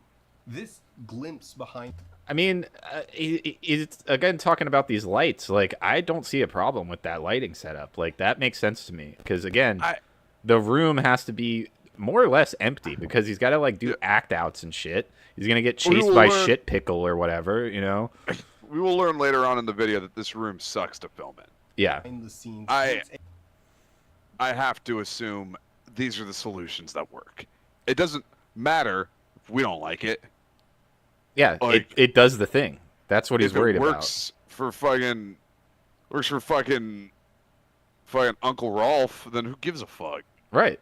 A blurry yet still identifiable picture of a process of endless maintenance, a forever war James Rolfe is engaged in against the twin belligerents of entropy and James Rolfe. That is a crazy meanest projection. thing anyone's ever That said is about an anyone. insane projection to put onto the fact that he doesn't have like professional grade lighting setup. That is a wild jump to I make. tell you, dude, he's a bit of a wordsmith. Like I don't know. The forever war of Dude, James against Rolfe entropy versus and entropy James- and dude. James Rolfe. Like Dog. he could spin a yarn. Yeah. Includes a captivating outtake from the recording of his 2021 video, Shrek Fairy Tale Freakdown, where he's tied to a chair and trying to hold an onion in his mouth like a ball gag. He loses his grip on the vegetable and lashes out in frustration, cursing the onion, cursing the ropes, cursing COVID, Hating cursing sex, the lack of hating booze. Boy, I wish I had a crew. Wish we didn't have COVID and all this fucking bullshit. I wish the damn grill worked. God damn it. Mike Batey over there making his damn racist cartoons. Yeah, you can't just, come on. God man. damn it. I've been teaching in the inner city 20 years. God damn it. This is worse than that time I played Ghostbusters on the Sega Genesis. Y'all remember that? Y'all remember we had a big ass room to film this motherfucker in? Come on, Jack. Honestly, more compelling than the video it's from, but it betrays a lack of foresight, a lack of planning, and its inclusion feels rhetorically misplaced. This rhetorical... Does it though? Like, I think he's just highlighting how the situation that he's in with COVID and not having anybody around to help him set up these shots is hard. Yeah, I mean, what? Yeah, not to put too many of my own cards on the table. I really do think James Rolfe is. I think he is grateful for what he has. I think he is. But he wanted to make horror movies. He wanted to be fucking Lloyd Kaufman. He wants to make real movies. Yeah, like he Yeah, didn't want to be the nerd James his whole wishes life. He was filming Toxic Avenger 5. Yeah, he didn't want to fucking do the nerd his entire life. Like, dude, shit did not turn out the way he wanted. Fucking ended up doing that, dude. Yeah. And like again, and this will make itself apparent. It is a little nuts to me that he doesn't have like a Patreon, that he went through another kind of company, like, because I used to watch the motherfucker back when he was on Screw Attack, dude. Oh yeah, shout out screwattack.com. Probably a porn website now. Stuttering Craig. Yep. Handsome Tom. Yeah. Dude, little Bored James. Remember Bored James? I think he might still be doing fucking Bored James. Jesus. But yeah, all right. But yeah, that video to me doesn't read like James Rolfe, you know, the king with a furrowed brow, as much as it's just like, this would be cool if I like maybe played my cards a little better and wasn't doing the fucking nerd still. Yeah. Yeah, like Which that, is like, that's... I don't know, man. A fair. That feels to me like that will always, even if it's by his own design, even if James Rolfe's loss and failures are truly our own, as Folding Ideas believes. Yeah, dude. Fucking guy. The guy doesn't want to keep doing this. No, and that's fine. Man, would you? No, dude. 20 years, like, no. Like, I mean, maybe I could do this stream for 20 years, but it's very unstructured. You know, like my life can change with the fact that I stream. If I had a character, dude, like dude, just put it on somebody else. Like, if it was like Larry the Cable Guy or something like that, like, dude, he doesn't want to do that for 20 plus years. Or Dice, like all these guys that do characters, they fucking hate their lives, dude. Well, Dice is autistic, but that was like before autism was invented. So like... Right, yeah, he's creative. He's a little special, you know. Oh, my wrong. Look, yeah, I don't think anyone wants to do the same shit for. I think you have to be a very specific kind of guy. You know, I might even say you have to be a specific kind of half anonymous Asian Pacific Rim commentator guy. Yeah. Same thing for 20 years, dude. If that gets you thinking about anybody. And I'm not naming names, dude. Nah. Because we don't China know his Jim. name, but we do know his... Jim. We do know his, you know, He's his racial doing persuasion. it for 20 years. Yeah. Dude. China Jim. China Jim. Dude, he don't like the book. Welcome back to the drama report. Chinese Jim does not fuck with Boogie, bros. Like, oh my god. Do not bring that motherfucker around him, dude. He's not gonna respond in kind. Ugh. Great video. Probably, you know what? Just go watch that one and then come back on the VOD on this one. Yeah. Confusion, marbles throughout the studio tour. Repeated shout-outs given to his multi-channel network Screenway. Shout out to our sponsor, Black Rifle Coffee. Yep. They are supposed to be sending me a black rifle that shoots coffee into your mouth. Yeah. Seems unsafe, but they said that's Seems how you like have to do the ad. Business model structured after the first power-up they got in Kirby 64. Yeah, it's odd. It's an odd choice, but I mean, I will do the ad of, I guess, shooting coffee into my mouth. I don't think that's safe for any TOS though, but I mean, they said it's okay. I don't know. Okay, weird. Defense of his wife April, and a laundry list of one-off projects consuming his time. James says he'll be addressing some complaints, in his words, of the asshole-ish variety, which suggests that there's something more going on. But why say these things? Why make these admissions? I thought I knew the angry video game nerd. I distinctly remember huddling with my film school peers around a computer in 2006, laughing over Chronologically Confused and... Yeah, it's How old is Dan, dude? How old's old FI? Not much on Dan Olsen on the internets, by the way. He's got a thread on the farms, which we can get to a little later. But because one must assume if he's in film school, this is a dude in his 1980. Yeah. Okay, so he is 44, right? Yeah, you gotta imagine if this is the kind of guy who went ahead and fired off a little AVGN with the bros in film school. Yeah. Feels a little old to still be watching the nerd, Danny.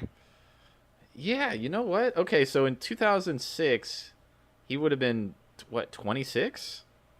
Yeah. Yeah. Yeah, I mean, I'm about to be 32. And like I would say 5 years ago, if you were like, "Hey, want to watch The Nerd?" I'd probably be like, "Nah." Like, but I mean, I guess it was 2006, so like Dude, it was a new and 2006. novel thing If, at the time. dude, if we're both in our mid-20s, yeah, going out to fucking Porty still. Honestly, yeah, like there was still good music in the clubs and shit back then. Like, Dude, it we're was a going little to different Porty time. 2000. Dude, 2006? How are we not gaming? Dude, we're playing Halo on Xbox Live, dude. We're playing Halo on Xbox Live, dude. Dude, fucking Hitman Blood Money? Shit, dude. Hey. Bully? Bully, yeah. Little San Andreas, dude. Not yet. Oh no, yeah, little Vice Vice City. City, little Vice City. Little God Hand, dude. Metal Gear Solid 2 or 3. Little Yakuza. Mm-hmm. I'm just saying, like, Dan, there was other stuff to do, and you're a movie guy, Dan. Like, fucking, now you want to talk about movies in 2006, dude? You're not. You and the bros ain't gonna go watch Apocalypto? Nice. Did you just look up 2006 movies? Oh, I sure did, dude. Nice. What else is there? But I'm about to hold his feet to the fire on that. Oh, dude, The Prestige, dude. Come on, classic. That one I don't know, but one I know off the dome. Grandma's Boy. Grandma's Boy, classic. Oh, dude, Scanner Grandma's Darkly. Boy, That's a dude, good fucking one. Ricky Bobby. Yep. Yeah, Paprika, X-Men: The Last Stand. That was kind of a weird one, but. I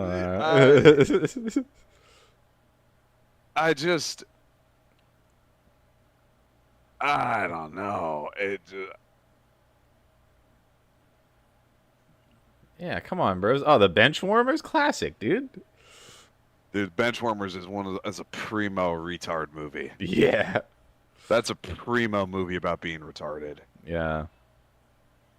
Yeah, Grandma's Boy, bro. Come on. Dude. How are you just not watching Grandma's Boy and Blazing Fat Nugs? Dude, Larry the Cable Guy, health inspector.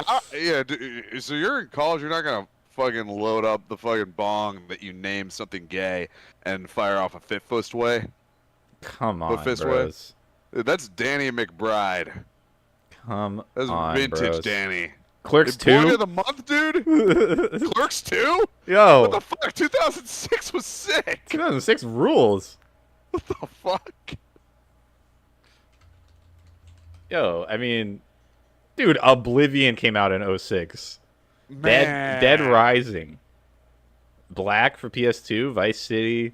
You're not trying to get blacked on the PS2? Shit, come on. That Okami? game is actually sick. If you're a gun fag, Yeah. Black is very fucking Black cool. is cool. Yeah, I played it way Half-Life back in the day. Episode 1 just came out in 2000. Dude. You don't know how fucking good. Yo, fucking was that 12? Final Fantasy 12, yeah. Dude, I'm Captain Bosch from Dalmasca. Don't believe Ondor's lies. Come on, dude. Fucking Okami, the best. Wii Sports. How are you not Blazing Fat Nugs once again playing Wii bowling with the bros?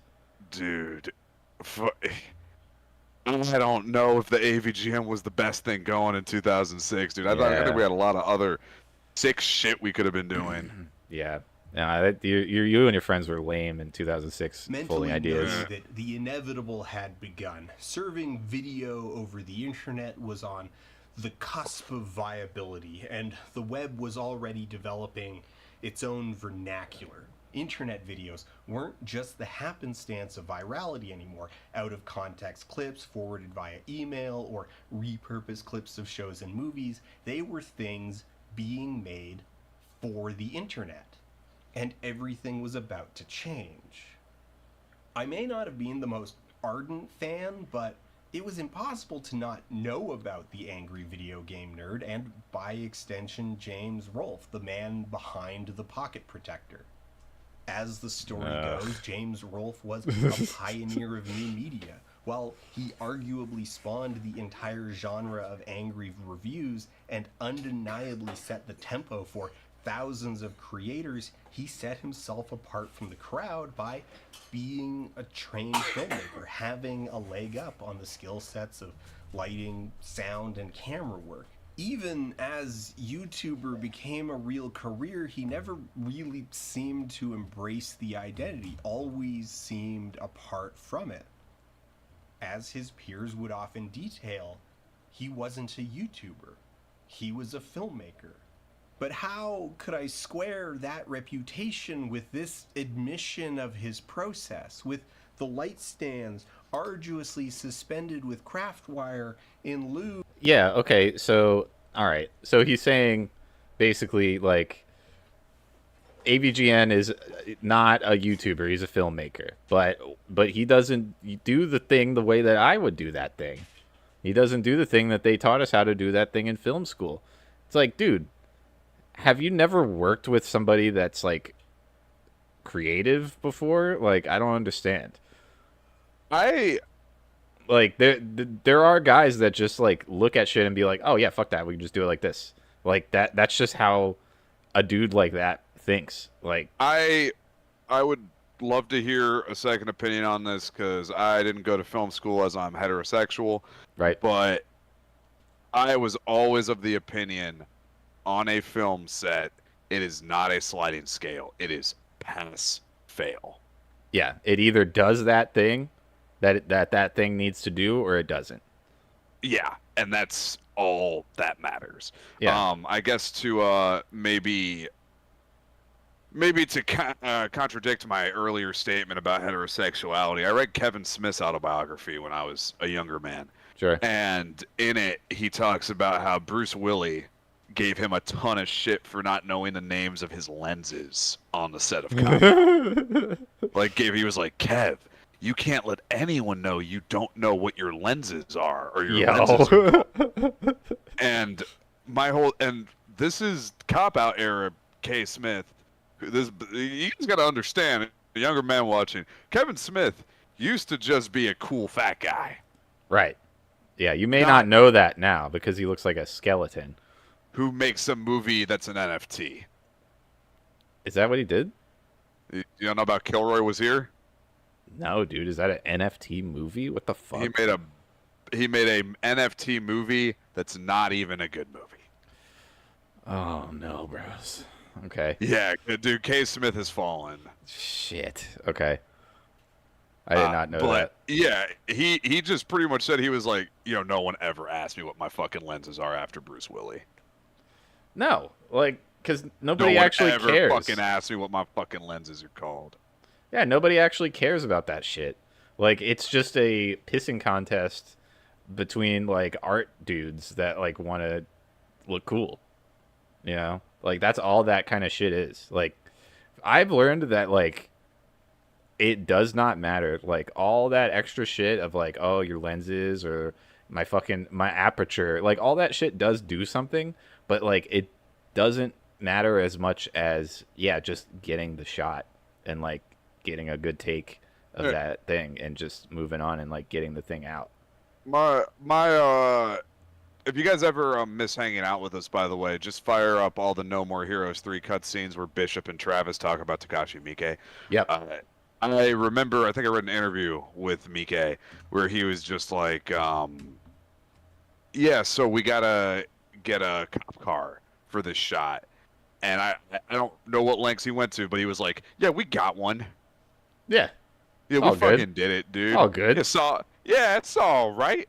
Oh, dude, I didn't do Takashi Miike's voice. Sorry. You know what I'm saying? Nah, come on, Jack. We need to go ahead and get a police car, for this shot we're doing for, a little down-home production, Full Metal Yakuza. And, we got that bitch. Like, yeah, I feel like when you're a movie guy, you're a special kind of retarded where you will just get it done. Whether it's craft wire, whether it's a $15 scissor clamp, whether you just make someone hold it. Yeah. You just get there. And it doesn't matter how you fucking get there. I don't care how you got the cop car, as long as you got it, and then you put it back when you were done playing with it. Yeah, it's a creative project, dude. The only thing that actually matters is the finished project. Like, the finished product. Kinda, yeah. Like, it doesn't matter. I mean, anything that you make, like, if it's a book or a movie or music or anything like that, it doesn't matter your recording method or any of the equipment or anything that you used. Like, once that thing is out, that's the thing. Like, and it stands on its own as that thing. Folding Ideas thinks a little differently, dude. He You does. know, dude, we just didn't go to film school. That's right. Yeah, we're just too dumb, honestly. Of I a get it. $15 scissor clamp. James says his camera work has grown stagnant, claims that it frustrates him most of all, before detailing an insistence on disassembling an entire rig to move from the prompter to the tripod, rather than using a quick release plate or investing in a second camera body, only to then, minutes later, admit to having a second camera body. This made me keenly aware of one thing above all. I do not know James Rolfe. That's what made you aware of that? That's okay. I already kind of figured that. Oh, Yeah. dude, here you go. Folding Ideas. Yeah, here we go. Here comes the Kino. Look out, dude. He's doing Kino. Yeah. Watch out, bros. Yeah, he went to fucking film school. Yeah, look, he's got the right Can equipment. we get a different song over this, dude? Yeah. Yeah. What do you got? Do you want me to send you something, or you got one in mind? Yeah, no, I got something here. It's kind of similar song, but I think Oh, it'll fit. okay, cool, dude. Yeah, no, my man, coming in with some.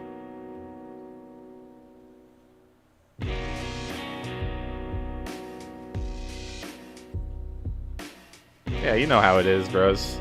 You gotta saw shit. The song's actually sick, dude. I don't know a lot about Silent Hill, so I.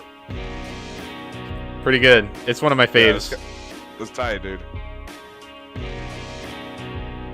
See, not a bullying stream. We didn't have Not to a bullying give Dan stream. the fucking. We didn't have to give him the Silent Hill song. Dude, We coulda- he's done nothing to deserve End of Small Sanctuary, but there we are. Gripped me with Yeah, you know what we could have done? You want to take that back to the beginning, dude? Oh, yeah. We'll do our little... We could have fucking threw this on.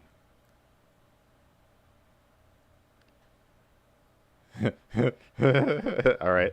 I'm so fresh, you can suck my nuts. I do not know James. Fresh, you can suck my nuts. Swag. I'm so fresh, you can suck my nuts. I'm so fresh, You can suck my nuts. I'm so fresh, Fresh, you can suck my nuts. nuts. I'm so fresh, you can suck my nuts. Suck my nuts. I'm so fresh. It does give it a good vibe, yeah. I'm so fresh, you can suck my At least we're getting a little more positive with it. Yeah. suck my nuts. Swag. I'm so fresh, you can suck my nuts. I'm so fresh, you can suck my nuts. I'm so fresh, you can suck Yeah. my Yeah, see, we could have done this. Yeah. Yeah. Could have. We didn't. We didn't. We didn't do that. That actually never happened, so. Fortunately, he had already offered me more. In 2022, James self-published his memoirs and autobiography, A Movie-Making Nerd. Circumstances being what they are, I feel a reintroduction is necessary. Between 2004 and 2006, fresh film school grad James Rolfe created a trilogy of short skits where he I played a will character- say, he did get me to buy Rolling Rock. Really? I've still, to this day, never had a Rolling Rock, but I was like, damn. You never rock and roll? AVGN has the Rolling Rock, dude. I want to try it. Is it any good? It's like a perfectly acceptable cheap beer. Like I'd put it up next to a Pabst. Okay. Miller High Life, dude. Okay. You know, like if you want to fire off like a cold Juan, it is a perfectly acceptable brand. But What's what the I will lifestyle attached to Rolling Rock? Like, is it guys like James Rolfe, like PA trash type dudes? I think yeah, dude. It's for the white boys. It's a Okay. white boy beer. But what I will say, and people call me crazy for this, by like you ever like drink a bunch of Bud Heavies? You ever fire off a bunch of Budweisies? Yeah. Yeah, you know how they have like a weird kind of cream taste to them at Yeah. a certain point? By like you get into Budweiser 5 or 6, Right. they get you get a weird taste. Rolling Rock, peanuts.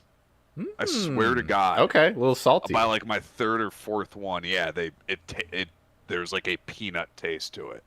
I can get with that. That is better than other beers that are like, yeah, like you said, Yeah, like dude, kind I of a feel like weird anything from creamy the thing. Anheuser-Busch family, for the most part, it gets like a weird Bailey's Irish taste to it Yeah. that I do not enjoy. Hmm. by the time you're prototypical pounding a nerd couple of them. complaining about old Nintendo games. The character lampooned something that James saw as inherently. You think he actually played this part through the tape recorder? Yeah. All right. Yeah, I actually do. Funny. I think a guy like Folding Ideas Oh, whoa. would, yeah, dude, would absolutely set the mic up, like shotgun mic off shot, you know, fucking get it right up near that tape recorder and like make it happen. I unironically think he did do this. Does not look like the tape is spinning though. Oh yeah. Oh yeah, look. Let's keep intensely watching. Angry about video games. His university buddy Mike Matai thought What they a were fucking hilarious. hack. Dude. Well, fuck, dude. I thought he was doing Kino. Okay, so all right, let's put our English class hats on for a second. Is that a choice? Is he making a statement here, dude? Nah, sometimes I just think the insane person is lazy. Fair enough. And in 2006 uploaded the videos to the fledgling YouTube where they would see enormous success, compelling James to make more of them and creating what we now know as the angry video game nerd. The brand and format coalesced quickly and has remained largely unchanged for 20 years. For the 7th video, McKids. Damn, Not a he's bad fucking game. up. He's Not fucking a up bad Earthworm Jim. What the hell happened? Yeah.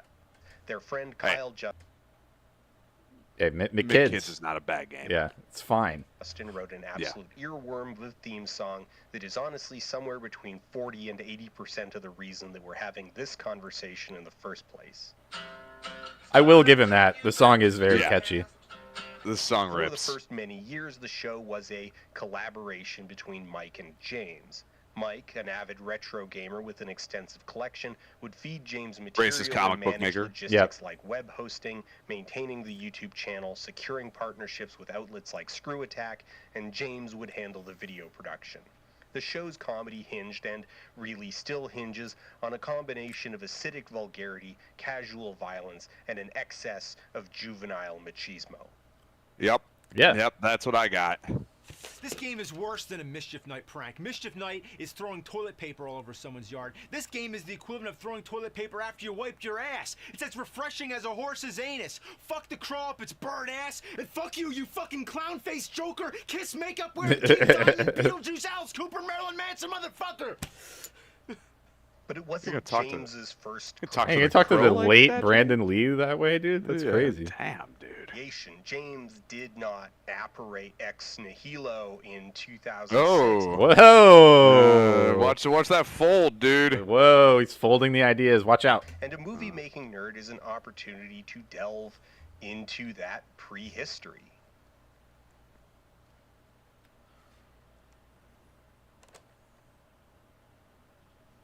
Now is as good a time as any to mention the odd conflict that swirls around James. He has attracted a not insubstantial audience of cankerous hate watchers, self-styled truthers who have made a hobby of disseminating what they see to be the truth of James Rolfe, that he is a man of hubris, ungrateful for his success on YouTube, and dismissive of the very fans who gave him a career in the first place. Alternately, a know-nothing failure of a filmmaker, or a cuckolded visionary who could have had it all if he hadn't been laid low by his bitch wife. I thought the far from Patriots first were in person control, dude. Yeah, what happened? What happened? to ask the question, who is James Rolfe? White James boy. is by He's a dirty white boy, dude. Yeah, white Obviously. boy. Yeah. He drinks Rolling Rock. We just talked about it. Like, what do you not understand? Yeah, dude. I mean, you would fucking know better than I do, dude. Like South PA trash. Yeah. No, yeah. Yeah. Like I mean, this is what this bro doesn't get, which is like that's just how guys are over there. Like, I don't think he's probably met anybody from that area. Yeah, dude. I mean, floating ideas over here, dude, with his Royal Crown Cola. Yeah, dude. Yeah, man. Do you think that's actually like a huge chunk of this? Is that Floyd Ideas has just never met another white boy? He doesn't understand what rural PA white boys are like, dude. Dude, I feel like they cannot be hard to grasp the core concept of. That's what I'm saying. He drinks Rolling Rock and he fucking plays old shitty games with his boys and swears a lot and like does like poop and fart jokes. Like that's kind of it. And I mean, I don't know. We were just watching or looking at a few of the posts on the Cinemassacre Truth thing, and I feel like he's mischaracterizing them a lot. Like this seems like a big stretch versus like the shit that we were looking at, which was just like Yeah, I mean, there's definitely like you got schizos in there, but you're gonna have that with any like fucking any fan forum. Like really, locale adjacent one. There's gonna be some. Dude, that's why, dude, like fucking graceful Lord Jurish, dude, he gives you the top hat react. That's right. Or the retard puzzle piece react. Yeah. Yeah, Classic, you just classic give them that, and yeah, then you move on. You're like, wow, that is an insane thing to post, and then you move on.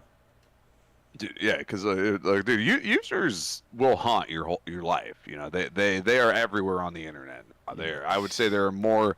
The only thing there's more of users are bots made by, the Sino-Soviet state. Yeah, the Chinese. Yeah. My reputation, personally, extremely offline. He values Nice. his privacy and sees social Nice. media as a distraction from his craft. Yeah, Tries dude. to Nice. keep his personal life personal. That is Nice. an admirable quality, but it's also obviously not a hard line. Obviously, I'm holding a copy of his self-published autobiography. Whatever Fair enough. secrecy James Yeah. enjoys by not dropping selfies on the gram every day, he Don't makes talk up to me for like with that. Yeah. No, we don't. I thought this was a high-minded philosophical Yeah, channel, dude. dude. What was that for? What are you, a girl, dude? It's for fucking real, man. Like, you're gonna talk like that, dude? All right, folding ideas. Infrequent but overwhelming trips into his personal affairs. He may not go often, but when he goes big. And Kinda maybe like that you're is doing why his right word now. gets right Yeah. into my brain. Not all of the fascination with the historical arc of the AVGN is odious. There is something profoundly compelling about James. People who become aware of his quirks find themselves enthralled. Anyway. Pause, dude. Fucking something I will say is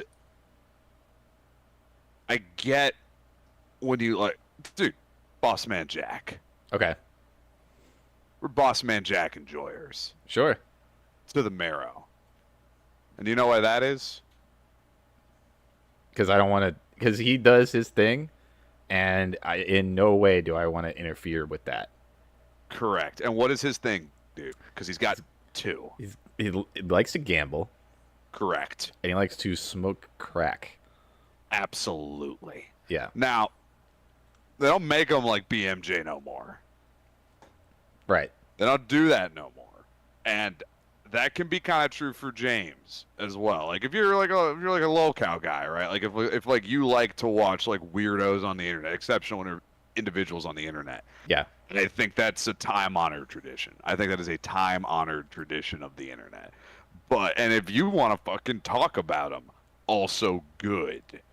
But this is not how you go about it. Yeah. All right. So yeah, let's talk about that a little more. What is it about this video that's so like odious, dude? Do you Yeah. use to fold an idea on you? Yeah, please. Yeah, fold your idea and use his term on us. Odious. Yeah, my big issue is, dude, it's like you're having an existential breakdown because your favorite locale like made you lose your fucking mind. Like again, if the whole thing is don't put all your info on the internet, like you were just Right. talking about how that's admirable that James does that. Right. Like don't just fire off shit about yourself on here. Yeah. You've done that. Folding ideas. You've done an hour 16 on it, and it makes you look crazy, man. Like Yeah. Like people just knew you as an alleged child pornographer. Right. Allegedly. alleged Allegedly. child porn. I got the allegedly on screen for now. Nice. Excellent. Yeah. He's just known as an alleged child pornographer. And overall talking head. Yeah, bread tube guy makes low rent documentaries about stuff. And again, I will say his production value, it's high. It's good. This is a well-made video. I would not say that this video sucks on paper. But if this video made me lose my mind in a way that wouldn't be entertaining to talk over it, we would have skipped it, man. Yeah. No, I was folding ideas when I watched this video. I was him watching the fucking behind the scenes AVGN video. Just like, what are you doing, man? Like, yeah. I was also like, what is hashtag what is bro on, you know? Like, what is bro cooking? Blood really think? Yeah. What is blood yapping about? What blood yapping about? But it never went much further than that. How fucking James has got a goddamn camera set up made you get a fucking crazy person yarn board.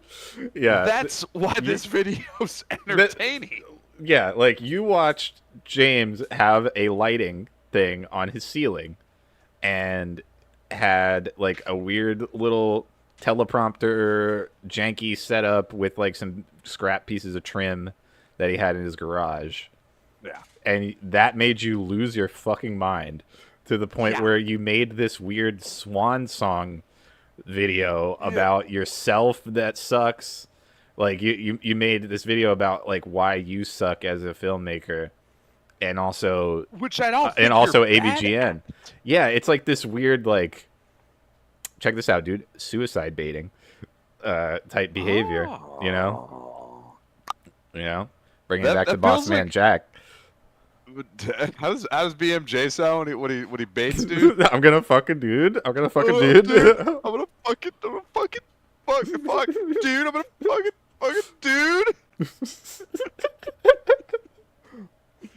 Yeah, man, it's like a weird cry for help, and that like stemmed from like he went into this weird psychosis and made this video that stemmed from watching James Rolfe's recording setup. Like, it's just such a weird thing to obsess on.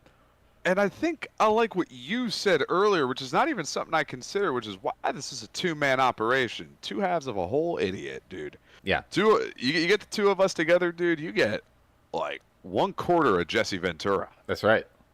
It's fucking cool. Dude, why won't they let us into Harp? Dude, that's what I'm saying. Just let me check it out. I just want to... I'm not gonna touch anything. I just want to see. I might touch something, but like, nothing bad, dude. Yeah. But Folding Ideas, this is kind of what I'm gonna watch this as we go through this, which I suppose is gonna have to be more than one stream at this point. Yeah.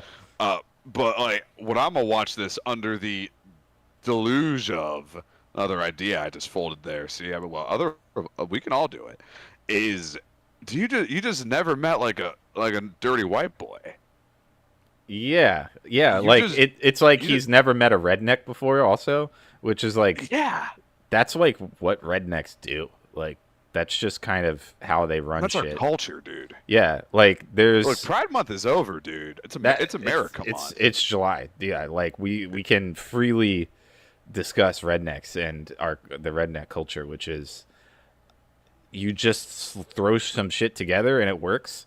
Like, call it Bubba it, dude. Yeah, like, dude, they have another word for it that involves the word rig. Yeah. But you do that. Yeah. Like, no, dude, I'll give you an anecdote for that. Absolutely, I visited my grandfather a couple years ago. Pappy? Yeah, and he's a redneck. Yeah.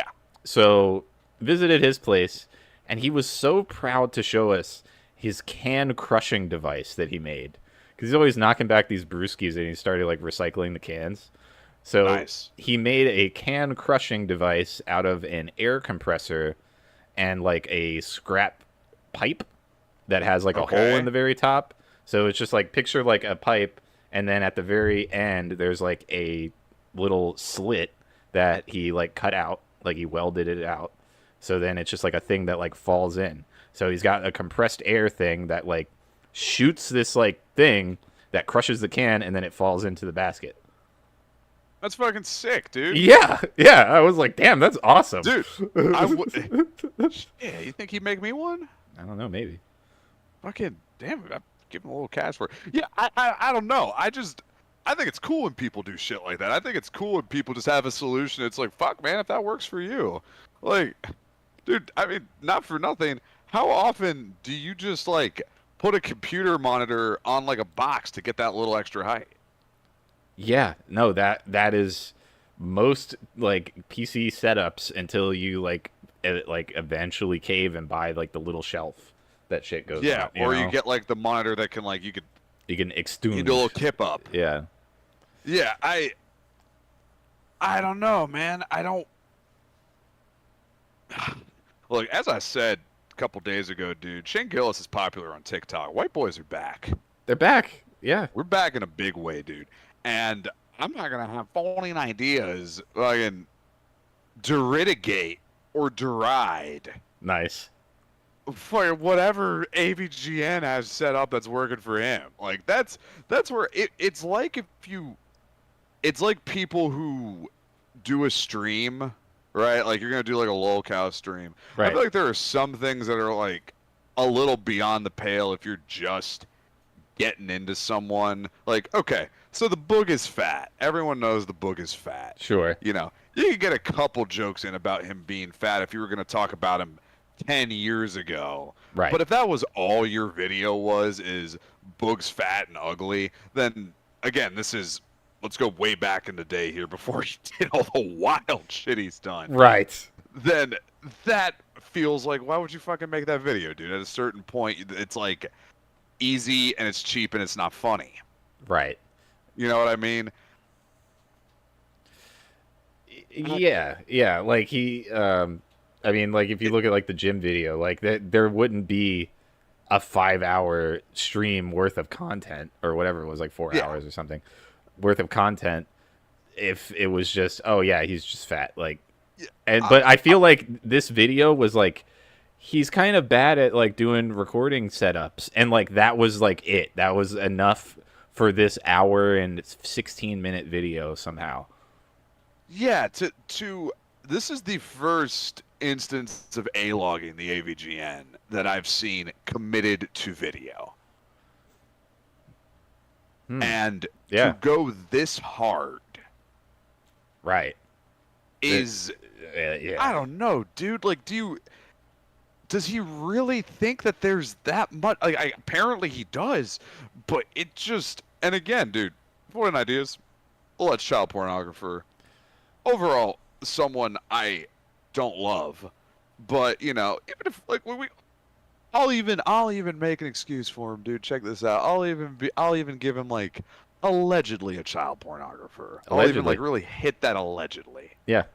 You know, I don't think he's the worst person who's ever existed. No, he's not. But this, I think if the alleged child pornography thing is more than allegedly, I don't know, but let's say it is, then okay, like disingenuous, slimy. Yeah. He also allegedly protected his friend that was also another YouTuber who ended up killing himself because he got exposed as a predator. And then he like kind of ran interference on that allegedly. Yeah, bad look. Yeah. Bad way to conduct your business. Yeah. Owning ideas. But I'm not even interested in hitting that so much as I am in what is this video? Like, yeah, if this what video could have possessed you to do this? Like, dude, you are coming at the nerd, dude, harder than anyone's come at him. Yeah, and let me be He's real, got, like, dude. a little pissant 50-page fucking farms thread, and like, you know, Deadwing fucking gave him some shit. Yeah, but like, you know, yeah, it feels like he's just firing from the hip for no fucking. I mean, I feel like there should be rules of engagement. I feel like there should be rules of engagement as you're getting into it. You know, you could get into a shit flinging contest, absolutely, but there are levels to shit flinging. Dude, like, I mean, let's be totally honest. Like, for me at least, this is the kind, like, if this was like a legit takedown of AVGN, where like he had receipts and was like going off on AVGN, that's the kind of shit I watch, like, on the regular. Like, that's the kind of content that I watch. Like, it would be exactly in my demographic, my wheelhouse. I would be excited to watch a well-made, like, here's why AVGN sucks, and like here's all the receipts, like, you know, blow for blow, like here's everything. I would be blown away. Like, I'd be so excited to watch that kind of video. That's the kind of shit that I like. Obviously, like, I watch fucking Deadwing and Jim and all these guys. Like, that's our thing. Like, you know, I think we both agree that that's the kind of shit that we watch a lot. So It's like, fun to watch. It's fun to watch people like talk about exceptional individuals on the internet in a well-constructed manner. Like, yeah, and it's even better if it's somebody that is already well known. You know? Yeah. Like, this would have been a fucking home run for me. I would have been like, damn, I love Folding Ideas now. That was a greatly constructed takedown of James Rolfe, somebody that in my youth I really enjoyed their videos. That would have stuck with me, dude. But what this ended up being... Go ahead. Go ahead, finish it. No, Finish it. I was just gonna say, what this ended up being was like, yeah, he stuck on like one weird thing and then made a whole video about it, and then kind of like turned it around at the end and was like, yeah, it's actually about me. Like, constructed a narrative, dude. He constructed a narrative of who he like. He says, "I don't know James Rolfe." I feel like you think you do, man. I feel like he thinks he knows something about this guy. Because you're right. Like, it is A-logging. Like, this is A-logging. Yeah, he just found like the gayest way to do it. Yeah. And like, but which is, I mean, if you were gonna do this, man, why didn't you try and be funny? Right. Like, hey, if you were like, if you're just gonna fuck around and like make up shit, I don't know. How about you make up that he's Chinese or something? Like, that could be cool. Just saying, like, you're gonna say a bunch of bullshit about someone, like, just make it funny. Like, nobody would even care. Yeah, just like, say that he has like a secret black baby or something, you know, like, just really like go in and like just make up some shit. Or just pause the camera on his hairline and like zoom in. I don't know. Yeah, dude, watch a little Red Bar, like, figure it out. You know, Folding Ideas seems like he's got enough fucking know-how and elbow grease to set up a little game mic style show. That's right. Dude, like, if you want to be an A-log guy, like, I'm not going to stop you. I'll like and subscribe, dude. But, like, this is disingenuous. Like, this is like a weird breadtube version of A-logging, which, like, it has to become this, like, deeper, like, artistic kino, like... Did you say autistic, dude? It's artistic. But maybe. Heard, but okay. Yeah, it could be an autistic, you know. Yeah, I don't think, and I think this is a sentiment echoed by just about everybody now. They're not really making Christianity better on BreadTube. They're just making rock and roll worse. Right. Yeah. It's not helping. You're not doing anything very productive here. Like, you're just making the thing that was originally good worse. Yeah. Fucking Folding Ideas. Folding Ideas, dude. All right. Folding Ideas. Let's get back on this fucker. What does he got to say? There's 10 more videos to make on this subject, but that's James Rolfe and the DVX 100. People talk about James in a very specific way. My friends talk about James in a very specific way, and I have you had friends that wouldn't let you make this video. Yeah, no, dude. The guys in your Discord are not being helpful. Strange, almost adversarial relationship with that. The cultural impact of AVGN is undeniably far-reaching. He is, without question, the direct inspiration for many, many imitators and derivatives. AVGN set the tone that all YouTube reviews would in some form or another respond to. 2 decades on, the cultural impact of AVGN is deep in the DNA of YouTube. But it is also likewise easy to overstate the uniqueness of the angry video game nerd, as though James captured something that would have never otherwise existed. The concept of media critique as entertainment did not begin with James Rolfe. The bottom line dude, it is starts that with Spoonie. Swamp Buggy Spoonie. Oh yeah, now he's gonna read an old PC Gamer article, which is pretty funny. I will say I like this part. Most inexplicably bad pieces of software ever mass-produced for the consumer market. Do not buy it. Do not rent it. Do not even pick up the box. I'm going to go launch the game one last time to get screenshots for this review, and after that I'll be giving the game disc to the 4-year-old who lives downstairs so he can turn it into a colorful frisbee. 6%, PC Gamer, May 2000. Classic. Tight. Basically, pretty good. Yes. as long as the review Hey, has agreed. Yeah, pretty good.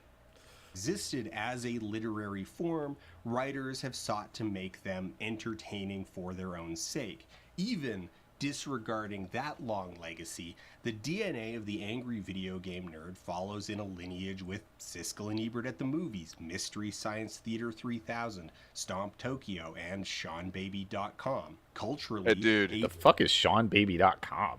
You don't know who Sean Baby is, dude? No. He was the progenitor. Okay. He was the primordial ooze, not James. I see. It was a similar format, or what are we talking here? No, he wrote. Oh, okay. This is like a blog. Sean Baby like an old school blog. was a rooter. Okay. Went as far, dude, as to write on a fucking 5-episode adult animated series on MTV2. Really? What series? Adventures of Chico and Guapo, dude. I am not familiar. 2 janitors. Nice. All right. I might have to check that out. Yeah, no, dude, Sean Baby, he was... Oh, man, dude, looking at his credentials, this guy fucking got it figured out right, dude. He he was a judge on the Video Game Vixen show on G4. No way. Yeah. He was a radio co-host guy. He made a fucking mobile game. Oh shit! Yeah, critiques on old DC comics. Dude, I hope Sean Baby's a fucking millionaire now. Frequent writer for Electronic Gaming, contributor for OneUp.com. Provides commentary on Broken Pixels. Yeah, Chico and Guapo. Oh, columnist for Crack.com. Damn, dude, these credentials are through the roof. Dude, how's that Patreon looking, Sean Baby? $15,000 a month, dude. Yo. Dude, Sean Baby's still doing it. Shout out to Sean Baby, dude. I didn't even know he existed, and he's out here, dude. Dude, homeboy's been doing this since '98, man. Shit. Dude, you get... Oh, man, dude. Dude. The life of Sean Baby, dude, gotta be a good one. Nice. That's pretty good, man. And that's like a sweet spot too, because yeah, he's getting that good page money, and I had no idea who he was. So that is he's man. in the pocket, dude. Dude, fucking Sean Dog, man. Nice, dude. Dude, he got to be on fucking TV. He got to do radio. He got to just fire. He got to fucking have a failed pilot. Yep. Oh, and created the mobile game Calculords. Yeah, dude, he got a mobile game going. Like, he probably still got a little bit of paper. Oh, wait, no, the game's website's not available. But he probably got some paper for that. Yeah. Like, and he might be like, that might be like him getting the kickback from that Crack.com guy who I'd have to imagine is running 1-900 hot dog with him, but. Shit. Oh, Sean Baby fought Uwe Boll? No way. Oh, yeah, hold on. Go down. Go down a little more. Number 2. Oh, shit. Dude, he was on this too? Yeah, he fucking fought Uwe. Dude, type in Sean Baby versus Uwe. No, I'll find it. Hold up.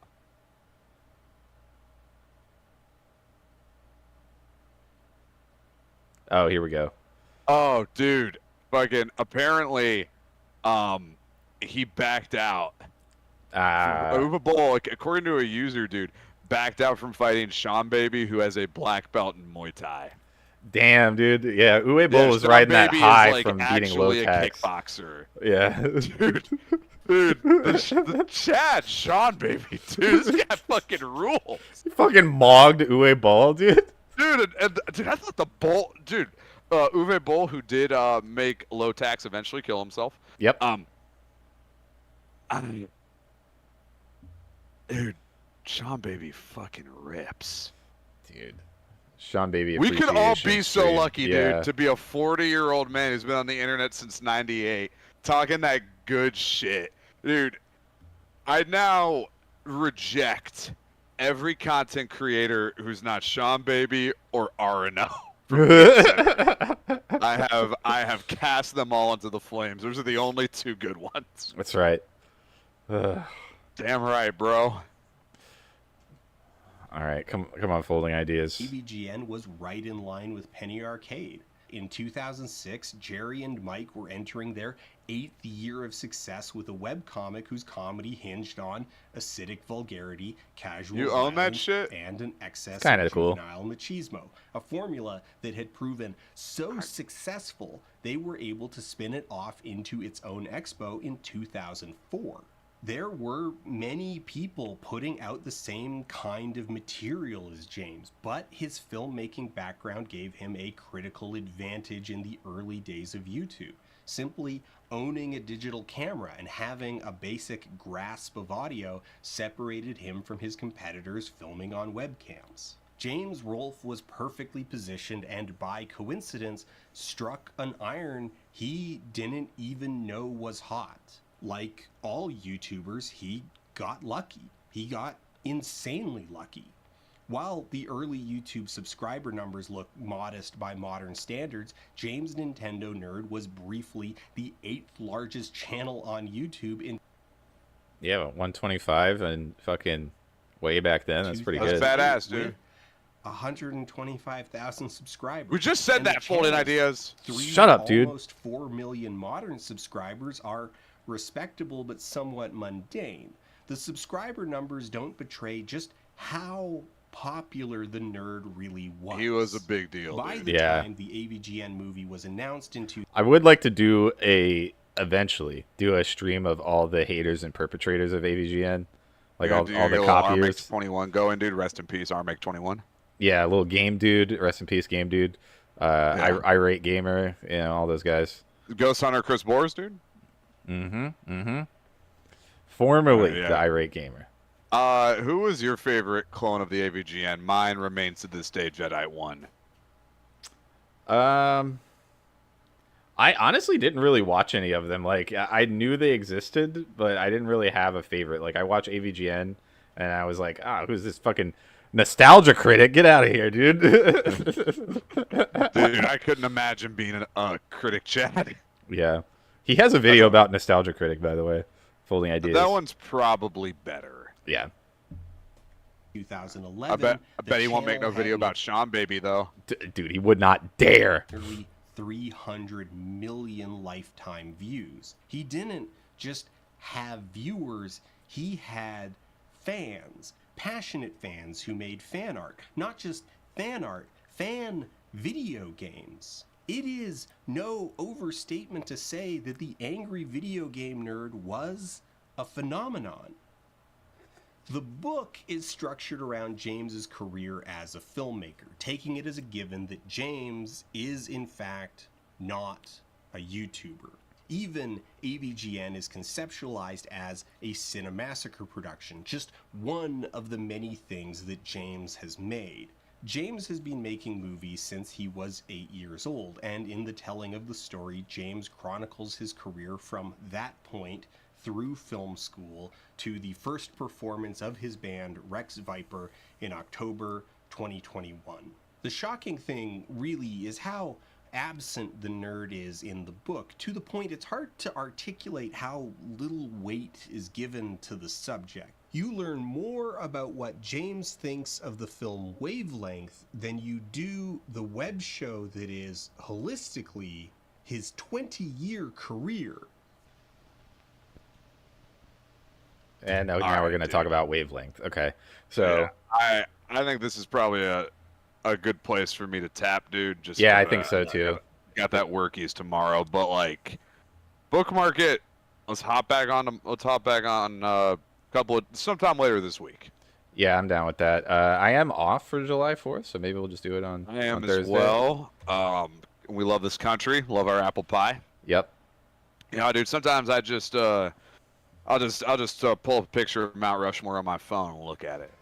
Same. Yeah. I'm always looking at patriotic imagery to get me through the day, dude. Honestly. Yeah, same. I need that reflected in my behaviors. But yeah, I suppose the big takeaway from this edition on Falling Ideas is, he ain't no Sean baby, is he? Nah, dude. Nah. Ugh, yeah, we still have a lot to get through, but I think we'll get there, dude. Yeah, we will fucking pick up the scraps that the other pro A-logs leave us, dude. No one's fucking touching this one except for homeboy down there with the Olsen problem. Yeah. No, and I'm gonna watch that Olsen problem before the next stream, so we're gonna talk about that as well. too. See what old boy brings to the table. Yeah. But yeah, dude. Here is my Olsen problem, as far as I could tell. Not Sean baby. Big issue. Got him. Yeah, that's issue number 1 on our list of grievances, issue which number I will 2. be emailing him. Yeah, not eye mockery. Come on, dude. He's not even trying anymore. Dude, issue number 3, not Tom Fulp. Dude, he could never be Tom Fulp. He thinks he's the R-Tour. Things I prefer. Yeah. Dan. Yeah. If you could please tell me why are you not Tom Fulp? Yeah. Yeah, it doesn't feel so good, does it? Yeah, it's a little A-logging of our own. Yeah. Hey, I don't know Dan Olsen, but I do know he's not Sean baby. Yeah, stings, don't it, dude? Ooh, that hurts, huh? Yeah. Doesn't like feel good when people come at you. It's not nice, dude. That's not fucking cool, dude. All right, look. Sorry I got on here a little late, but it's all hopefully good. Hopefully some of this can get chopped up and you can throw it up, dude. Oh yeah, no, I'm probably gonna clip out the beginning and just make it 2 streams. Dude, let the people know Sean Baby's still sick. Sean Baby fucking rules, dude. I didn't even know he existed, but he's out here. Dude, he's fucking cool. Like I assumed he was like dead. I assumed he was dead or like, settled down with a wife and kid, but like it seems like it's even better. He just kept doing shit. Damn. Good for him, dude. Yeah. Hell yeah. All right. Take it easy, my man. All right. Thanks again for having me on, dude. All right. See you. All right, ladies and gentlemen, that's going to be the stream. We still have a lot of ground to cover on this video, but we're going to do it. There's still a lot to go. But yeah, maybe we'll shoot for July 4th. We'll do a special stream that's basically the same stream, but it'll be on July 4th. So that's it for now. Thank you for watching, and we will be back later this week to wrap it up. See ya.